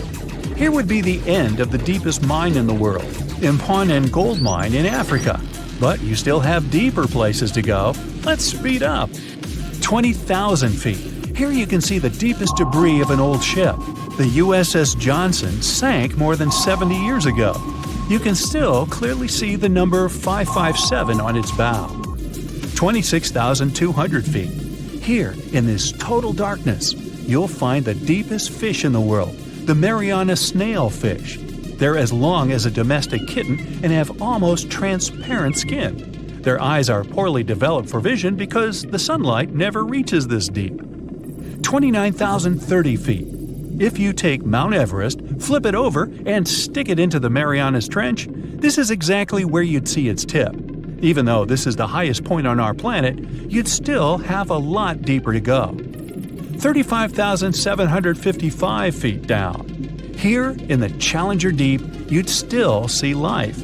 You'd need a microscope for that, though. Bacteria living here feed on organic molecules, similar to oil. A little deeper? Congrats! You've touched the bottom. It's 36,070 feet deep. The pressure here is 1,071 times higher than on the surface. But you're not the first person to have been here. One of the last expeditions to the bottom of the Mariana Trench was in 2012. An American filmmaker descended here in a submarine he designed himself. But the pressure broke some of the engines, so it was hard for him to maneuver here. The sonar was also damaged, and some of the batteries drained. He was in the Challenger Deep for about 3 hours and took many pictures and videos. If you look closely at the bottom itself, you can see bubbles. It's carbon dioxide and liquid sulfur. It's freezing here because of the extreme pressure and temperature close to freezing. But there's still life here in these harsh conditions. The 3 microorganisms are most common here: xenophyophores, amphipods, and small sea cucumbers. There's so few of them because they don't have enough food down here. Usually, there's a lot of palm leaves on the ocean floor, which get there from the land. But the Mariana Trench is 124 miles from the nearest islands. So the only food here is old plankton and fish scales from the ocean's upper layers. But it needs to travel tens of thousands of feet to become food for the bottom dwellers. But can you go even lower into the crust of the Earth? Well then, you'll need to unleash your giant drill and fire up the jet engines. You're pushing another 36 miles through the Earth's crust, and here is its edge. You've entered the upper mantle. It's an ocean of hot lava, 1,800 miles deep. You have to literally swim through this, reaching the outer core, another 1,400 miles deep. Then you reach the inner core, another 755 miles, and congrats! You're at the very center of the Earth. I hate to ask, but how do we get out of here? Now, the Mariana Trench is the deepest and probably the most enigmatic place on Earth, whatever that means. Bizarre creatures, such as deep-sea anglerfish, frilled and goblin sharks, barrel-eyed fish, hatchet fish, live in a crescent-shaped trench in the western Pacific. Just 3 people have ever descended down the Challenger Deep in the southern end of the Mariana Trench. There, at a depth of almost 11,000 feet, vents are bubbling up carbon dioxide and liquid sulfur. Mud volcanoes erupt under the pressure 1,000 times greater than at the surface. And so, it's no place I want to go. So bye! Get back in there. Alright, since you clicked, yeah, you're about to visit places no less mysterious and creepy than the Mariana Trench.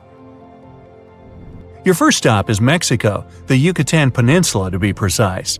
See those bottomless sinkholes filled with crystal clear water? It's fresh water that overlies salt water seeping from the sea. The sinkholes are called cenotes. The Mayans believe these natural wells were the gateways to the underworld. Thousands of cenotes, created by collapsed limestone bedrock, form one of the world's longest underwater cave systems. You can easily get lost in this tangled, mysterious network. Now it's time to visit the Caribbean. There, you'll get to a depth of almost 8,000 feet to see the Van Dam vent field. The hydrothermal vents fire out streams of muddy, scalding water with a temperature reaching 400 degrees Fahrenheit. That's almost enough to bake a pizza. These mounds are made of talc, a substance you can find in baby powder. The Van Dam vent field is an oasis for odd species. One of those is kind of a creepy shrimp without eyes. Instead, they're equipped with patches of light-sensitive cells on their backs. Now, you don't have to travel far away. The next enigma on your list is also in the Caribbean. Just off the coast of Belize, there is a giant sinkhole. It's also blue. Yep, that's the Great Blue Hole. The thing is about 1,000 feet across and more than 400 feet deep. Once, a long time ago, this hole was a cave until rising waters filled it, making it collapse in on itself. The deeper you descend into the Great Hole's crystalline waters, the darker it becomes. You see tons of stalactite-filled caves, but don't even try to enter them unless you want to get hopelessly lost. Once you reach a depth of 50 feet, you notice the water shimmer. That's the invisible line dividing the sinkhole's salty top from the freshwater abyss. Time to get out of there. Who knows what you might come across in the murky depths? Your next destination is off the Pacific Northwest coast. Almost 500 streams of methane bubbles were discovered there several years ago. Because of the bubbles, the vents got the name champagne seeps, which sounds better than the fart spas. Scientists are still puzzling over this phenomenon. Where does the methane come from? Underwater cows? Why is its temperature warmer than that of the surrounding ocean? And most importantly, what would happen if you managed to light a match somewhere near a large bubble? Methane is a highly flammable gas, and setting a methane bubble on fire, well, you get the picture. And now you're off to Iceland. The plan is to dive into Silfra, a fissure filled with pure glacier water. This 206-foot deep crack is the only underwater place on the planet where you can touch two continents at once. The deeper you go, the darker it becomes. The rocky landscape looks otherworldly. Divers who dare to visit this incredible place risk having their gear frozen, getting hypothermia, or not surviving whatsoever. After all, the water temperature in Silfra Fissure is about 35 degrees Fahrenheit year-round. Your next destination is Scotland. Okay, cue the bagpipes. If you dive in the Gulf of Corryvreckan, a narrow strait between two islands, you'll see massive underwater rocks and deep holes. They create the third largest permanent whirlpool on the planet, the Corryvreckan Maelstrom. The water moves through the strait at breakneck speed. It hits the underwater rocks, and the place looks like a pot with boiling water. The waves, created in the process, sometimes reach a height of 15 feet, and you can still hear the roaring whirlpool from 10 miles away.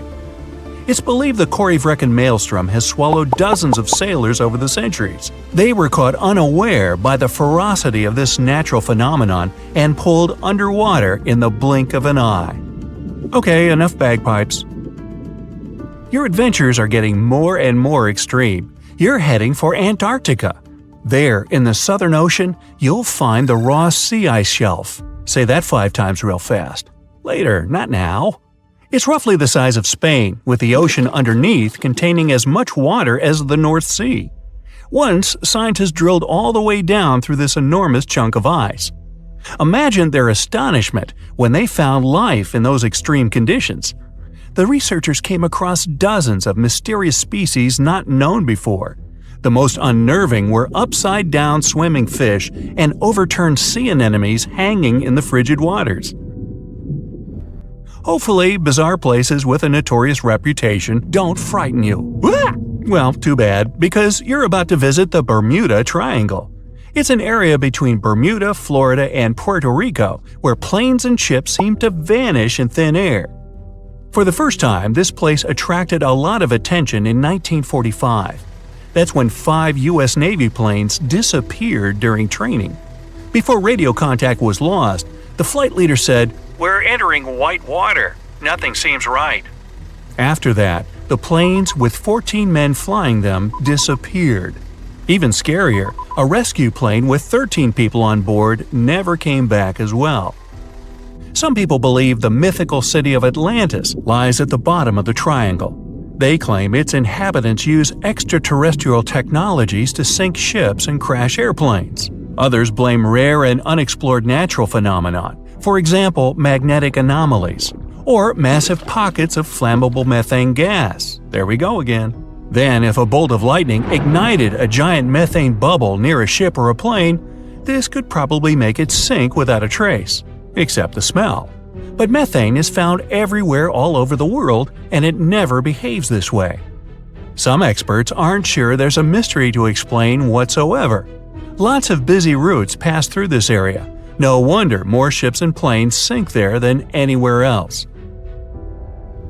Now, prepare some warm clothes. You're heading for the north again. Your destination is Cape Desolation in Greenland. Nice place.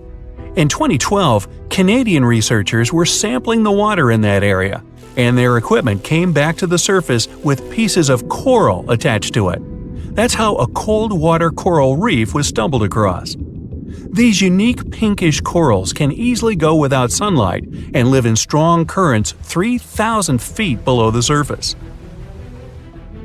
Another unique spot you can't miss lies between Greenland and Siberia. The Gackel Ridge is the deepest and most remote portion of the global mid-ocean ridge system. In some places, it reaches the depth of more than 3 miles. It's only natural the darkest corners of this underwater world remain unexplored. Fascinating chemical reactions happening at the bottom of the ridge produce hot fluids rich in minerals. They spew, like freshmen at a rush party, from seafloor vents. And since these vents are isolated from the rest of the ocean, they're hot spots for bizarre creatures found nowhere else in the world. Your next stop is just off the coast of Cuba. Circular columns, paved floors, symmetrical stone structures. That's what the Cuban underwater city looks like. What happened there? Why was a large city abandoned at a depth of more than 2,000 feet? Lots of people believe those are the ruins of a long-forgotten civilization. But scientists have their doubts. They claim the lost city is nothing but a natural phenomenon that appeared about 5 million years ago. The disc and donut structures often appear around the areas of the seafloor where natural gases break free. Again with the gases. When you come to visit the Sargasso Sea in the middle of the North Atlantic Ocean, you won't find its shores. Instead, it's surrounded by powerful ocean currents. These are the same currents that turn the sea into a gigantic convention for dense brown seaweed. In the 19th century, a French ship was discovered in the Sargasso Sea. Its sails were set, but not a single crew member was on board. This mysterious disappearance made people believe the seaweed was carnivorous. The Sargasso Sea is indeed a weird place. It's always eerily calm and unnaturally warm, even though it's surrounded by the churning, freezing waters of the Atlantic Ocean. Could one of these bizarre places become a home to the largest marine predator ever, the megalodon? The giant shark's teeth, some larger than an adult man's hand, have been found pretty much all over the world. But since these creatures preferred warm, shallow waters, they lived along the coastlines of all continents except Antarctica. In other words, it'd be a waste of time to search for the giant predator in the depths of the Mariana Trench, in Greenland, or in Mexican cenotes. But then, could it choose the waters of the Caribbean to hide from the hustle and bustle of the modern world? Don't get your hopes up. There's been no proof the megalodon does exist these days. It wasn't a shy, elusive animal, and still, no one has seen this shark lurking around recently. Not even near the fart spas. The stonefish. Stonefish aren't going to win any beauty contests, unless the pageant is for best rock lookalike. Their tiny unreflective eyes and rough skin blend in perfectly with their environment. A large head, an even bigger mouth, and a home full of, it's rocks. And just because you're on the beach doesn't mean you're safe. Stonefish can survive for 24 hours out of the water. Stepping on one, or even handling one, won't be that fun. Their dorsal fin spines have extremely strong venom.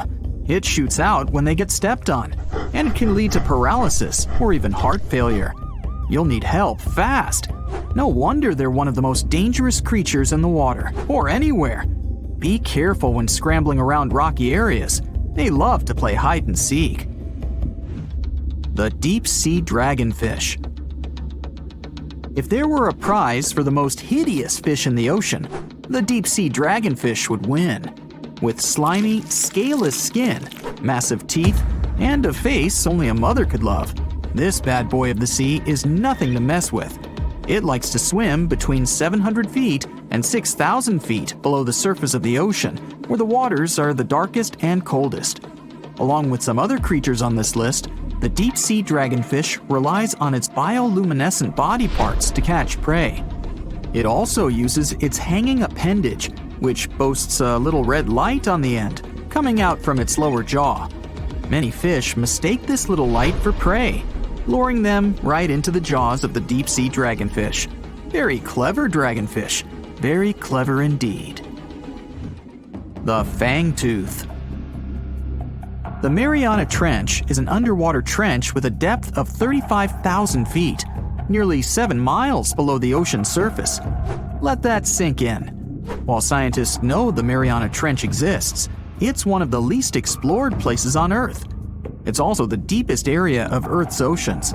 And although many creatures down there probably haven't even been seen by humans yet, scientists have had the creepy pleasure of getting to know the fangtooth. The fangtooth fish shamelessly lives up to its name. Just look at that thing. The fangtooth is carnivorous and feeds on just about anything it can find that gets caught in its sharp-toothed mouth. These fish rely on their contact chemoreception to find prey. In other words, they can sense chemical residue that comes off of other living organisms in the deep sea. This is because they don't have any light-producing cells on their bodies, unlike many other deep-sea fish. On top of all that, it's pretty dark down there, so whatever crosses their path, they chomp on. While these guys look pretty scary, they're not a threat to humans. They only grow about 7 inches long. Even so, I wouldn't want to run into one of these things during a relaxing swim in the ocean. The Dunkleosteus. Strangely enough, this prehistoric fish, known as the T-Rex of the seas, had no teeth. Those were replaced with bony plates that allowed it to have the strongest bite among other monsters of its size. The goblin shark. If you thought the movies about sharks were scary, this next deep-sea creature will make you swear off going for dips in the ocean forever. However, it lives 3,000 feet underwater, so you'll never likely see it face to face. The goblin shark looks like a cross between a shark and a creature from your worst nightmare. These sharks boast a protruding sword-like snout with a jaw that juts out to match. Unlike other sharks that have more of a gray hue, this creepy thing looks not so pretty and pink. Aside from their scary demeanor, what do scientists really know about the goblin shark? Well, not much, except that they can grow up to 18 feet in length. Looks like there's still a lot to learn about these guys, if you dare to. By the way, did you know that sharks don't sleep? Many species have to keep water moving over their gills to get oxygen, so they can't fall into a deep sleep like we do. That's why they stay half awake during rest. Typically, sharks don't even close their eyes. The cookie cutter shark. This shark is a living horror, with lower teeth being big and sharp, while the upper ones are much smaller. When its teeth fall off, the shark eats them to maintain calcium levels. Pretty smart solution for a shark. The frilled shark. Studying the frilled shark is like looking through a portal back to prehistoric times. That's because scientists think that these eel-like sharks haven't changed much since their oldest ancestors roamed the deep sea waters, so they're sometimes referred to as living fossils. These sharks' mouths are filled with a terrifying 25 rows of backward-facing sharp teeth, 300 in total. They're designed to grasp prey and hold them tight so they can't get away, according to early studies of the shark conducted in 1884 and published in the Bulletin of the Essex Institute. Luckily for swimmers, the frilled sharks live between 390 feet and 4,200 feet below the ocean's surface, so they'll probably never run into them. Probably. This is probably the worst nightmare of any dentist. The northern stargazer. Take a look at this cutie. The northern stargazer is definitely not something you'd wish to see on the ocean floor. This horrid creature hides its body under the sand, leaving its face above to wait for prey. The tasseled wobbegong. Here's another carpet shark on our list. It lies low on the bottom of the sea and patiently waits for its prey to come by. The Australian ghost shark. The Australian ghost shark isn't really even a shark, but a very bony fish. It's also a living fossil. It hasn't changed within the last 400 million years. Believe it or not, sharks and humans have a common ancestor that lived around 440 million years ago. Even though we both evolved in our own way, there are still some signs of that connection. For example, the genome of an elephant shark is very similar to humans. The Leopleurodon. This list of terrifying creatures would be incomplete without mentioning the terrifying and prehistoric Leopleurodon. This carnivorous marine reptile existed during the Colovian stage of the Middle Jurassic era and ruled the waters at 9 feet in length. Scientists believe Leopleurodon thrived in this deep-sea trench because of its ability to swim long distances and its 4 paddle-like limbs. While they probably weren't able to propel themselves toward prey like other animals of the area, they did manage to accelerate and attack very ruthlessly and efficiently. Additionally, they relied on their long snouts to smell prey, which leads scientists to believe they didn't rely on sight for hunting. This means they could have thrived in the dark Mariana Trench. Around 150 million years ago, Leopleurodon became extinct due to competition for prey against other thriving marine reptiles. And I think I speak for all of us when I say, thank goodness for that. Considering that scientists have only explored 5% of the ocean floor and found some of the scariest sea creatures imaginable, one can only dream of what other animals reside in the deep sea waters. Perhaps it's best to keep them in your imagination. Am I right? The megamouth shark. This shark is a filter feeder, and it's friendly to humans, although its huge mouth can look quite threatening. Like basking sharks, it swims with its mouth constantly wide open, as if it were on Twitter. The gulper eel. This deep-sea eel has an easily distended belly that allows it to swallow prey twice its size in a single monstrous bite. They have very unusual jaw shapes and can reach about 2 to 3 feet in length. Do you see that large log near the ocean floor? Maybe it's part of an old ship. Treasure, gold, diamonds, I'm rich! Well, as you get closer, you notice something. It's swimming! It's not a shark or a dolphin, it's a saltwater crocodile! Now don't panic. If you bump into one of these reptiles in the sea, it's unlikely it'll think of you as food. Crocodiles have a special valve in their throat that stops them from drowning underwater, but that doesn't mean they can't bite. Usually, they're heading to a nearby island, and the quickest way there is to body surf. They can't really take the ferry, you know. Watching one from a distance should be okay. Just don't swim to shore right away. They love to ambush their lunch in shallow water. If there's one time I'd want to see a great white shark, it's when I'm diving with crocodiles. They'll gladly take a crocodile-sized nibble, given the right motivation.